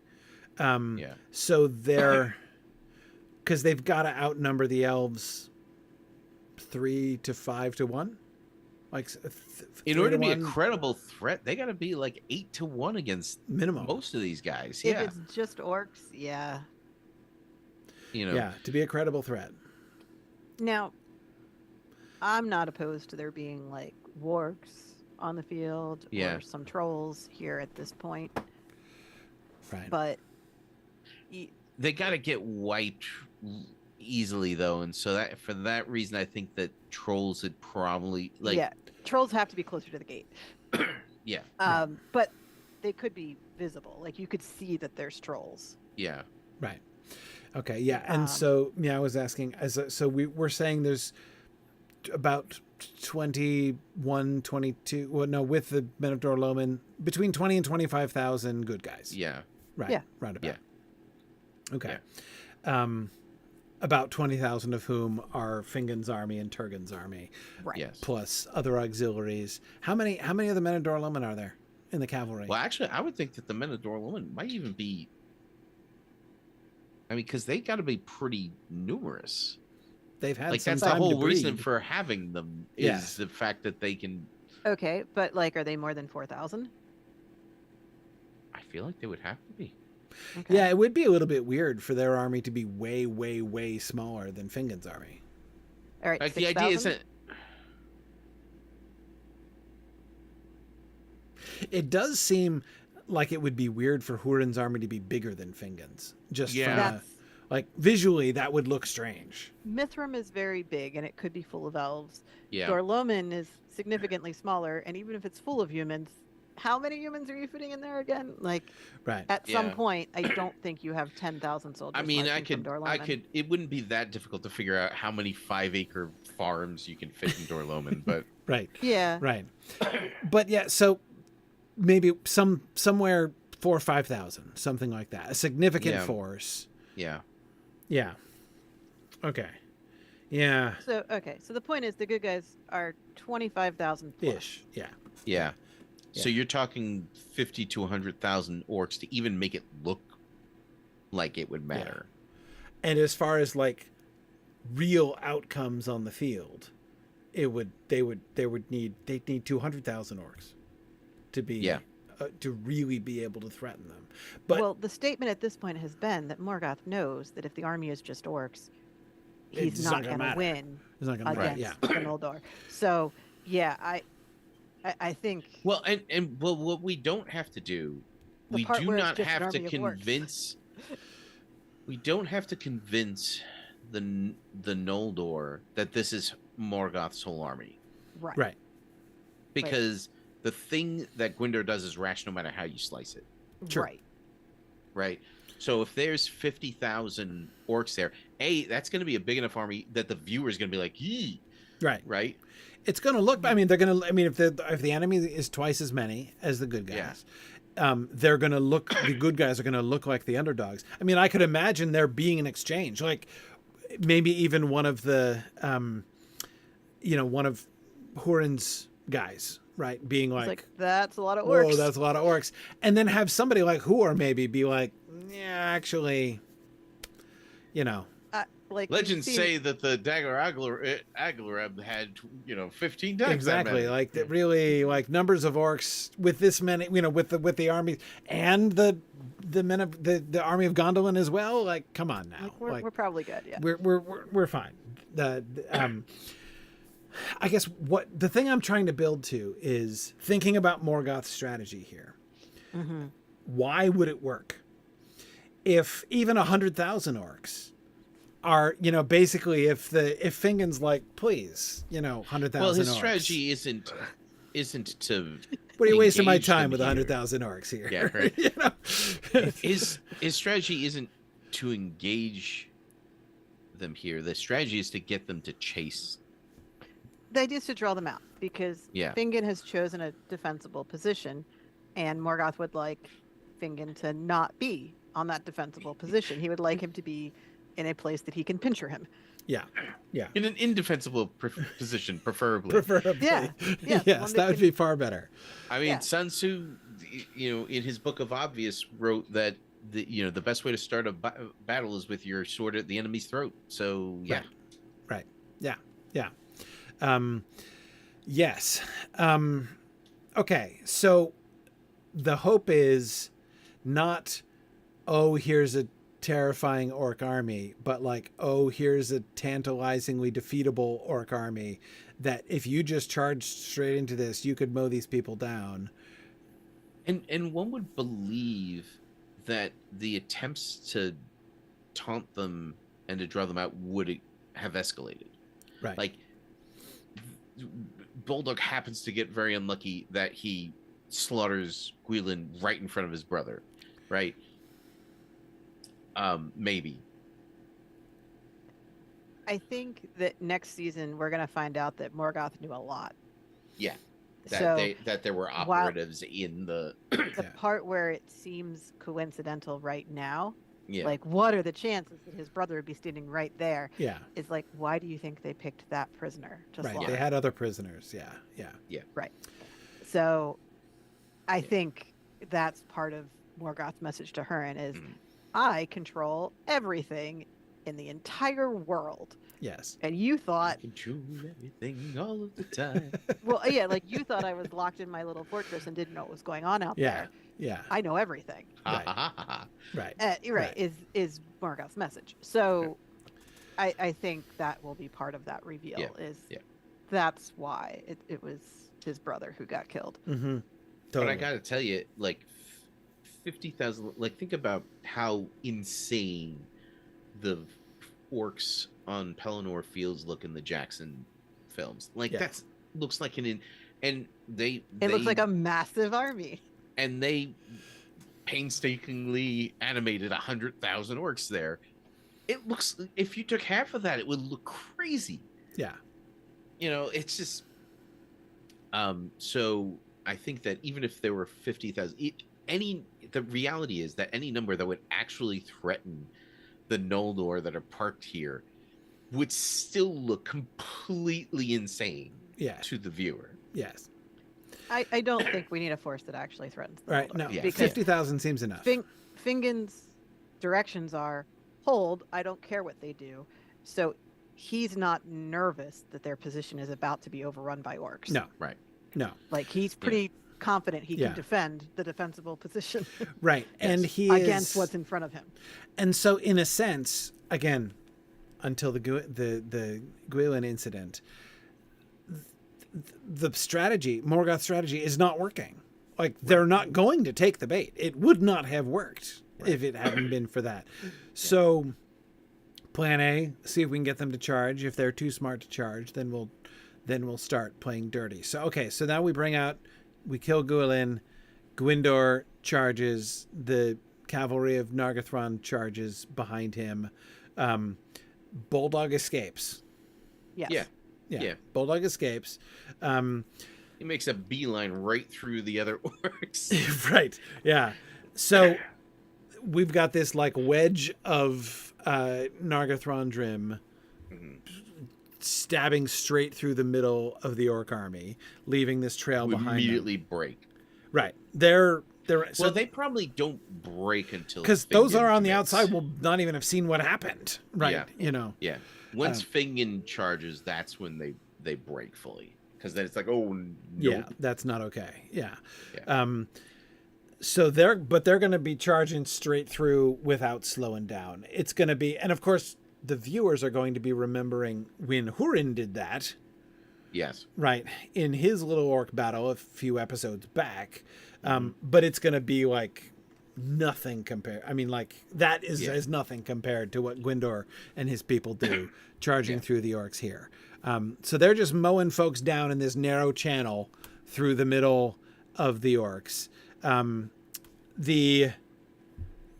So what happens? Does everybody? So like, there's going to be a delay. Gwindor gets to the gates of Angband. So the way we've got it set up is, so we've got, here are where the actual gates of Angband are. Yeah. Right. Yeah. And these are like two fingers of the mountain that stick out. Okay. And we talked about having towers on each of them, which Right. are great places to have archers just raining misery down on Yes. anybody who comes anywhere near the place. So Gwindor gets in there, and Fingon is now outside that, trying to fight his way in through the entire, probably at this point, 35,000 orc army. Yeah. While things are like pouring out of the rocks. And things including armies now, right? More orcs, trolls, all their basically the Angband heavy infantry. It looks like Angband is emptying right now. Right. It's not. It's not. It's Right. really not. Right. Spoiler. Yeah. No, not quite yet. Right. But whatever bolt hole Baldug disappeared into, now there's troops pouring out of. Yes. And we're going to see huge, heavily armed trolls and really terrifying. So it's going to look like this is the real It's deal. stepped up. Yeah. Very significantly stepped up. Okay. So he charges. All the good guys look around at each other and are like, well, crap. Right? Like, we can't just let them go. So Fingon calls the charge. So Fingon and Turgon both charge. Yeah. So Turgon, stop me, Marie, if this is just something that I was pushing for but wound up not happening. Turgon rocks up more slowly. Mm-hmm. I think he isn't charged per se. Right. His guys come up, right, and they kind of relieve Fingon. I was gonna say Turgon's goal, if Fingon charged to try to save Gwindor, Right. Turgon's making choices To try to save Fingon. Fingon. Right. Yeah. Right. So you're going to get the really rapid mounted charge, Yes. cutting through the middle by Gwindor. Then you're going to get the slower but forceful charge behind, pushing through the orcs, and then Turgon kind of coming in on the flank more slowly. Right. Probably both flanks, right? Right. Right. So he's coming up. Hurin is now sticking with Turgon, right, to protect his flanks, because he's coming in more slowly. So he doesn't have that kind of like fear factor to help him drive the orcs ahead of him. Right.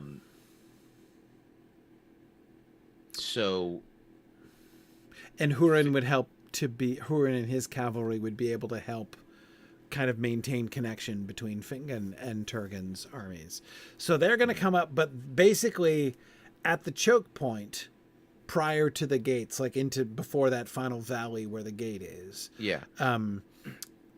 That's where I don't think Fingon ever gets inside. Right. They're going to get stopped short of that. Right. So they will have pushed the last of the orcs inside that triangle and inside that valley, but they can't get to Gwindor, and all of the Nargothrondrim are now being swarmed by the heavy infantry and trolls and everything.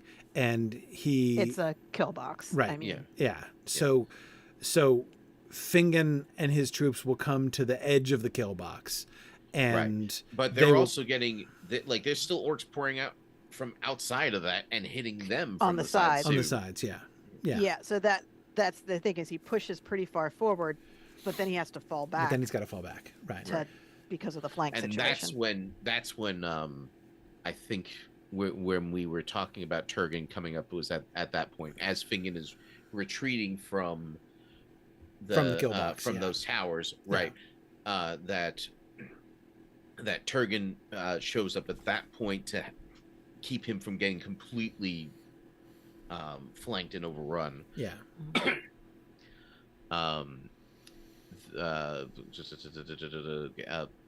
Rogrin saves Aralun's life around this point. Right. and then like to kind of resolve their yes, conversations from Right. earlier. Yes. That. spoiler alert, it's not going to stick.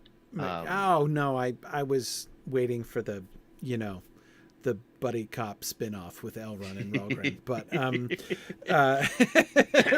okay, all right. So then, so they're starting to retreat, but basically, they're now in the open. They're not in the kill box, but Right. they're in the open. So they're in Right. there was the good ground, there's the horrible ground, and there's the not great ground, There's and that's where ground. they are. And there's a ground. And they're Yeah. trying to maintain kind of like an ordered retreat. They have nowhere to go. Right, they're not going So, to be able to like- make it all the way back because orcs have been coming in behind them, so they'd Right. have to fight all the way back to the hills. Right. And so we're going to end. So Fingon gets up and he gets close enough to see Gwyndor taken. Right, Yes. so we're going to watch Gwyndor and all of his people being slaughtered in the kill box, Yes. and that's when Fingon's going to be like, well, crap, we've just got to pull back now, right? Yeah. So they've got to pull back, and Turgon's helping them pull back, but basically they're just kind of getting fenced in the open.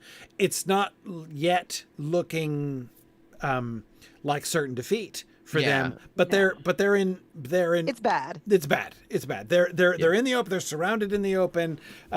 It's bad, and it looks like it could get worse. And they've lost their defenses and everything. And that's when they turn and see the banners of the Feanorians in the Yes. distance. Yes. Okay. All right. Making sure I was understanding the flow of the battle there and how that's going to be working. How are they going to be totally surrounded? All of them? No, I would say they are maintaining an ordered retreat. But they know they're not going to be able to make it all the way back to It's their defenses. super far. It would Yeah. take them at the speed they would have to go. It would take them days. Yeah, it would be a long And- time because they Well- charged pretty quickly. I mean, it wouldn't take days to go back You if can- they weren't fighting the whole time. Right. But That's the problem is they are. Yeah, Right. right. Right. Okay, all right, good. I'm clear on that. Okay, so now I'm scanning through the B plots that I didn't I love remember, the but- Unquiet Sea of Stone. By the way, I don't remember. Like I remember there was kind of a discussion around us getting to that name, but I really like it. The Unquiet Sea of Stone. You know, Yes. that wouldn't be the worst episode title. Okay. Yeah. I mean, figured The Day Has Come is not the worst episode title either, but Yeah. Unquiet Yeah. Sea of Stone is kind of fun. Actually, it kind of picks up on the overall like suspenseful tone of the episode a little bit more. Yeah. Okay. Just We can do that. just occurred to me. So I mean, so the day has come is a lot easier to translate into Gwen. so here But Fair enough. but I can probably take a stab at translating that as well. so one of the things I really love doing the meta analysis of the audience reaction to episodes. Yes. And like obviously you have your like core people who already know what's coming, Yeah. right? And so Yeah. you're not pulling any surprises on them. Yes. You have your Until this elf out of nowhere Right, attacks. yeah, yeah. them. It's true. Like, what? Assassination attempt to get a surprise Did you everything. do that? We Yeah. surprised Corey. Yeah. That sounds right. Yeah, that we were hoping for that. Then you have your casual viewers who aren't, let's say they're not bothering to look up anything, and they're like, oh, they're gonna win this. Like they just had us this look really bad, so now the Feanorians are here, so now it's gonna Now gonna look, get good. it's the turn of the tide at the end of Right, episode right. 11. Yeah. And then you're Yeah. gonna have your very genre savvy people who are gonna do the math and be like, wait a minute, 13 minus 11 is not 1. Right. There are too many episodes before the end of the season for this to be ending well. Yes. Yes. Yeah. True. Yeah. Yeah. It's like when things are starting to work out and you tap the screen of your iPad and you realize, wait a minute, we're only 35 minutes into this 44-minute episode. Yes. Something terrible is about to Yes. happen. Yes. It's something I always check when I'm watching shows. Yes. Agreed. Yeah. Yep. No. Okay. No, that's great. That all makes perfect sense. I think we've talked about most of these B plot concepts already. which because is everything is part of the A plot. Everything's because really- everything happens in one place. Everything it's like happens in one- surprise bottle episode. Yeah, exactly. One thing I wanted to touch base on, though, is Huor. So first of all, my favorite moment in the entire episode concept was Huor's prophecy of the arrival of Turgon. That is so awesome. That was so cool. That was so cool. Yep. So it's not exactly a prophecy, but you guys had planned for Huor to make, like, there's like a temptation to give up hope, right? There's this movement towards gloom, and then Huor makes a declaration of hope, which is immediately followed by the arrival of Turgon, as if Huor had been prophesying their approach. I really loved that. Let me see if I can find it. One of the It's scene 8. challenges It's right at the midpoint of the episode. Yeah. has been trying to differentiate Huor and Hurin's perspectives, Yes. because they're both hopeful, Yes. but it's the whole Amdir Estelle thing. Yeah. They're Yes. hopeful in different ways and for different reasons, and so trying to like tease apart the differences, and their fears are different too. Right. So like they are united, they agree with one another, but they don't have the same viewpoint, and that's the challenge with this episode in particular with them. Yeah. Yeah. Yeah. And of Without- course, without- I was gonna say there's a lot of freight to that too, because I mean Yeah. these are Huor's final scenes that we're getting here, so Yeah. we need to make sure that we accomplish Get 'em everything right. we want to accomplish with Huor here. Yeah. Yeah. Yeah. So him being somewhat prophetic, obviously, we're going to lean into really strongly in the next couple episodes. Sure. Yep. Um, Well, But- he's not far off from the eyes of death, even now. It's Yes. like he's Yeah. got like days. Yes. You could count the amount in hours and not be ridiculous. Yeah. No. Exactly. Exactly. It's getting there. Yeah. It's getting there with Huor. but that's the thing is, Hurin still thinks they're going to win this battle. So Right. he's not unhopeful, Yeah. but trying to see that like, I think we have enough guys. I think we can do this. I'm sure that the Union's going to play out the way it was supposed to play out is Right. a lot different from it's all going to work out Yeah. Because in the grand scheme of things. Hurin's trust in Fingon is profound. Yeah. Yeah. Right? I mean, and Fingon's trust in Maedhros is so. Yes, so But Hurin is also going to be fairly Fingon- confident. This episode also like it deals with Fingon's trust of his people Mm-hmm. in particular. Mm-hmm. Fingon trusts Rohirrim. Right. He trusts his guys to do their job. He trusts Hurin to do his job. Yeah. He's not running around micromanaging all these people, Yes. and that's been consistent from Yes. since the skirmish back in Yep. Season 4. episode 4. Yeah. No, well, I meant the skirmish that Oh, Hurin was a part of, earlier on. Yeah. when, Yeah. when they With lost him as Balfour. leader. Yeah. Yeah. 3, Yep. episode 3. Episode Yeah. 3. Yeah, I knew it was 3 or 4. But yeah, I've really enjoyed Fingon, really exploring Fingon's character. Mhm. So he's not a complete cipher, Yep. which would be easy to do in this season because it's not really about him. Yeah. But we're gonna lose him, so now's Yeah. the time. Well, it's one of those things where Fingon doesn't care that Fingon is lost in this battle, but Maedhros sure does care that Fingon is lost in this battle. Yep. Yes. So, yes, Fingon's death is because it's Maedhros' story. Yeah. Absolutely. Fingon's I getting mean- fridged. I know everybody loves that term. Drives me crazy. Drives me crazy. It's all It would good. only be true if the only reason we were killing Fingon was to have the effect on Maedhros. Oh yeah. And my problem with that is that you very frequently do have to do that to minor characters because it's not their story. And Yeah. I mean, But there's the sense of like, I am only here to die. It feels cheap.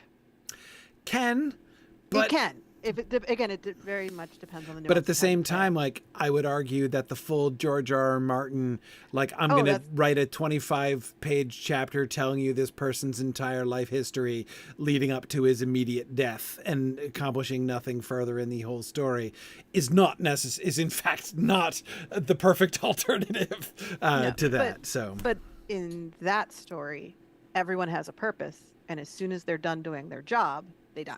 Yeah.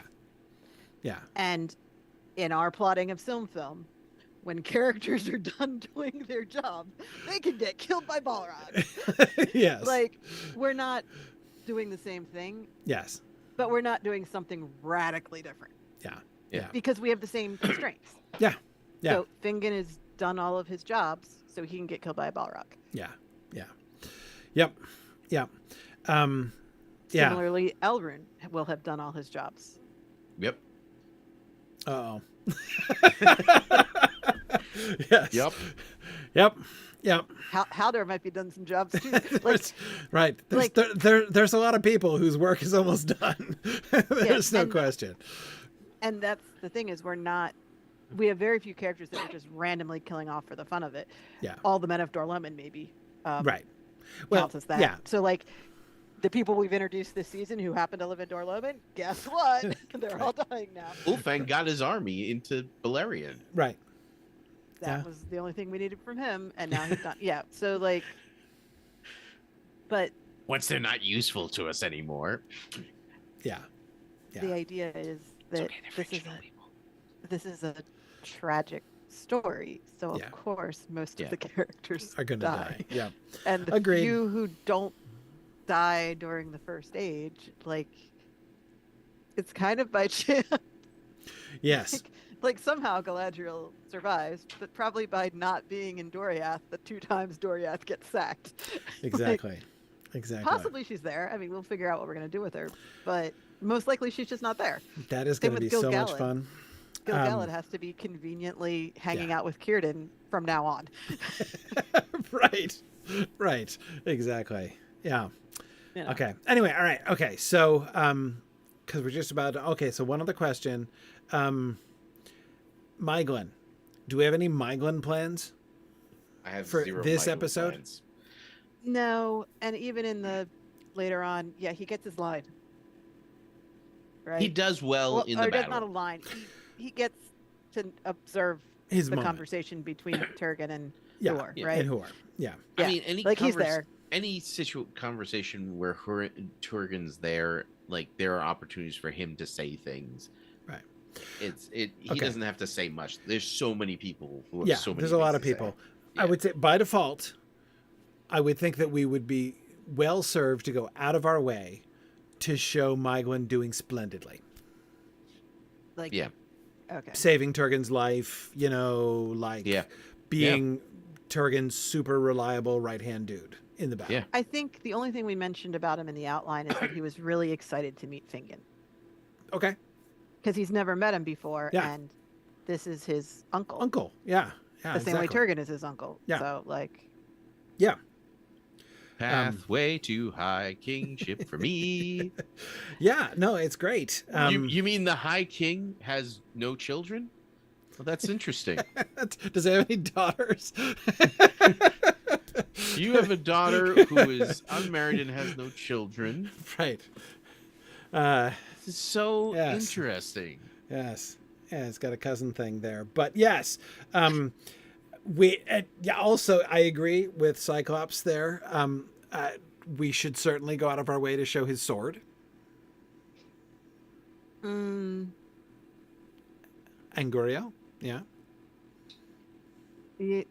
yeah, that's fair. Doesn't Yeah. whisper to him. Oh my god.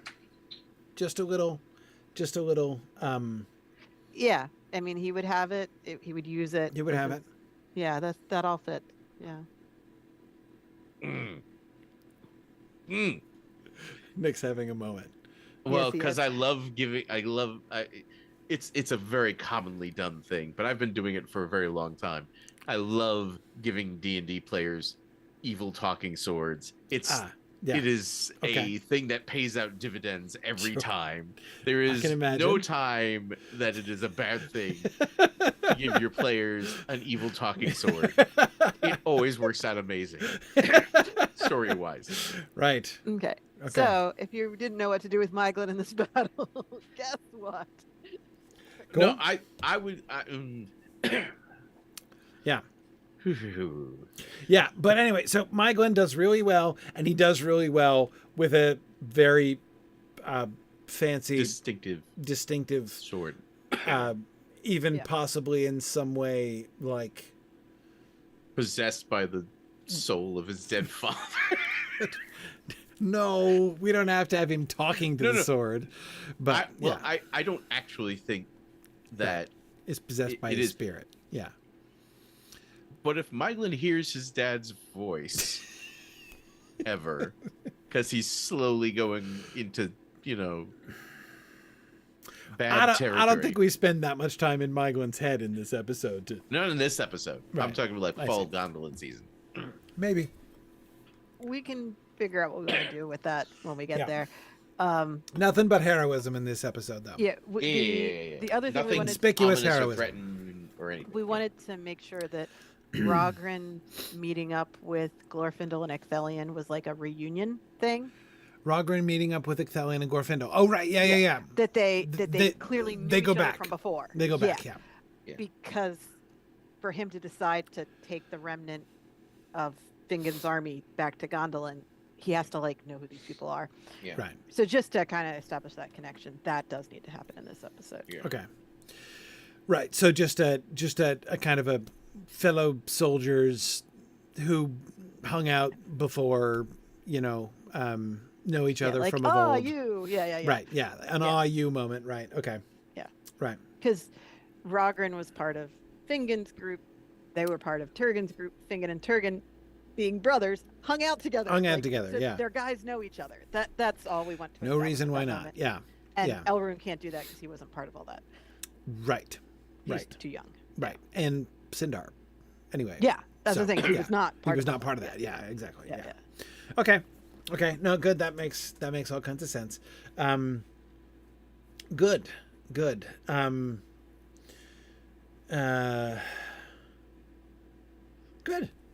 I think that's it. I think we're good. And then we're set up for what looks like the heroic arrival of the Feanorians. And the Easterlings. Which is great. Who should be hot on their heels. Yeah. Which is just where you want them. Yes. Okay. That's good. All right. So then episode 12. Episode 12, we will jump back and we'll see what's going on in the East. Join Myglin. Yep. Awesome. Good. Very good. I am very happy with this. And the really fun thing, Nick, again, I'm thinking of your wait a second, it's only episode 11 point, is that again, Silmarillion readers will be like, oh man, that was most of the the majority of the text of the description of the Near-Ninth has already happened. What's remaining is a couple paragraphs, basically, before you get the Fens of Sarek. That takes a little more time. It kind of goes back and explains the fact that the Easterlings were unfaithful and right. blah, blah, but that's blah, still blah, blah, one blah. paragraph, as I recall. I mean, it's not long. Right. But the Fens of Sarek thing is going to take up a good chunk of time in episode 13. In 13, yeah. And surely anyone who has read the book knows will know that's that. where the Yeah, season is exactly. going. Right. Yes. Yes. It was not a difficult decision for us to decide to Also, end the season with that scene. Yes. Right. It's also not a foregone conclusion that's where the season is ending. Right.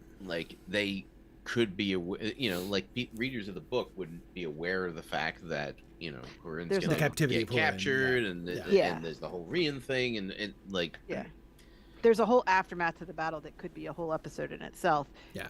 If we had wanted to put that in this season. Yeah. Mm-hmm. Yeah, that's true. Okay. Cool.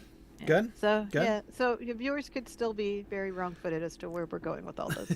Yes. But if they've read the Some story, viewers. if they've read the story at all, they know that And the don't Unnumbered Tears is going to be very sad. Yes. Or have access to the internet. Right, Yes. right. If they've read the Wikipedia article, then they know that the Unnumbered Tears is very sad. Yeah, but I think the important thing, again, because it's not about like can we surprise people. It's about again what I really like about the preliminary choice that you guys made with this is the way that it unfolds the suspense, and that it has our own desires, even if we like know or think we know what's happening out east. Our own eagerness to see what's been going on with the Feanorians is going to really match the spirit of the anxiety of the people. It feeds into the viewer having the same emotion as the characters. So, yes. And as Alana's pointing out, even Silmarillion readers are going to like. There are many new elements, like Galadriel's activity is not in the book. You know, we've come to know the Easterlings a lot better. You know, there's a much fuller Easterling story that we've introduced, and so what exactly is going to happen? How is that going to pan out? Right. I mean, again, we know the ultimate facts that we're probably going to be sticking to. They're going to be expecting betrayal.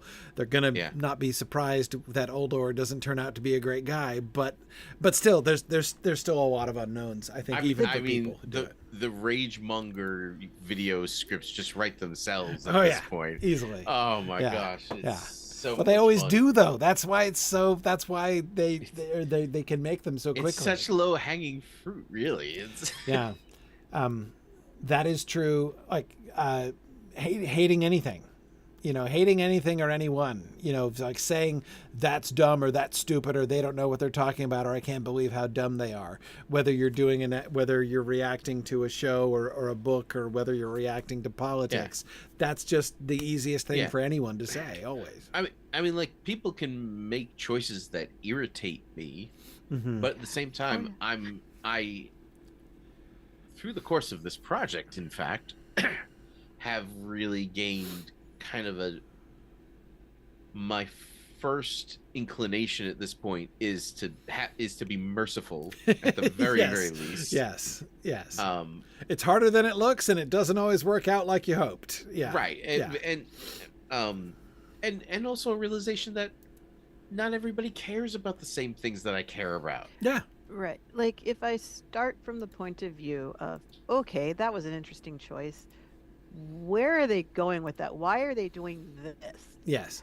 And sometimes I can figure it out.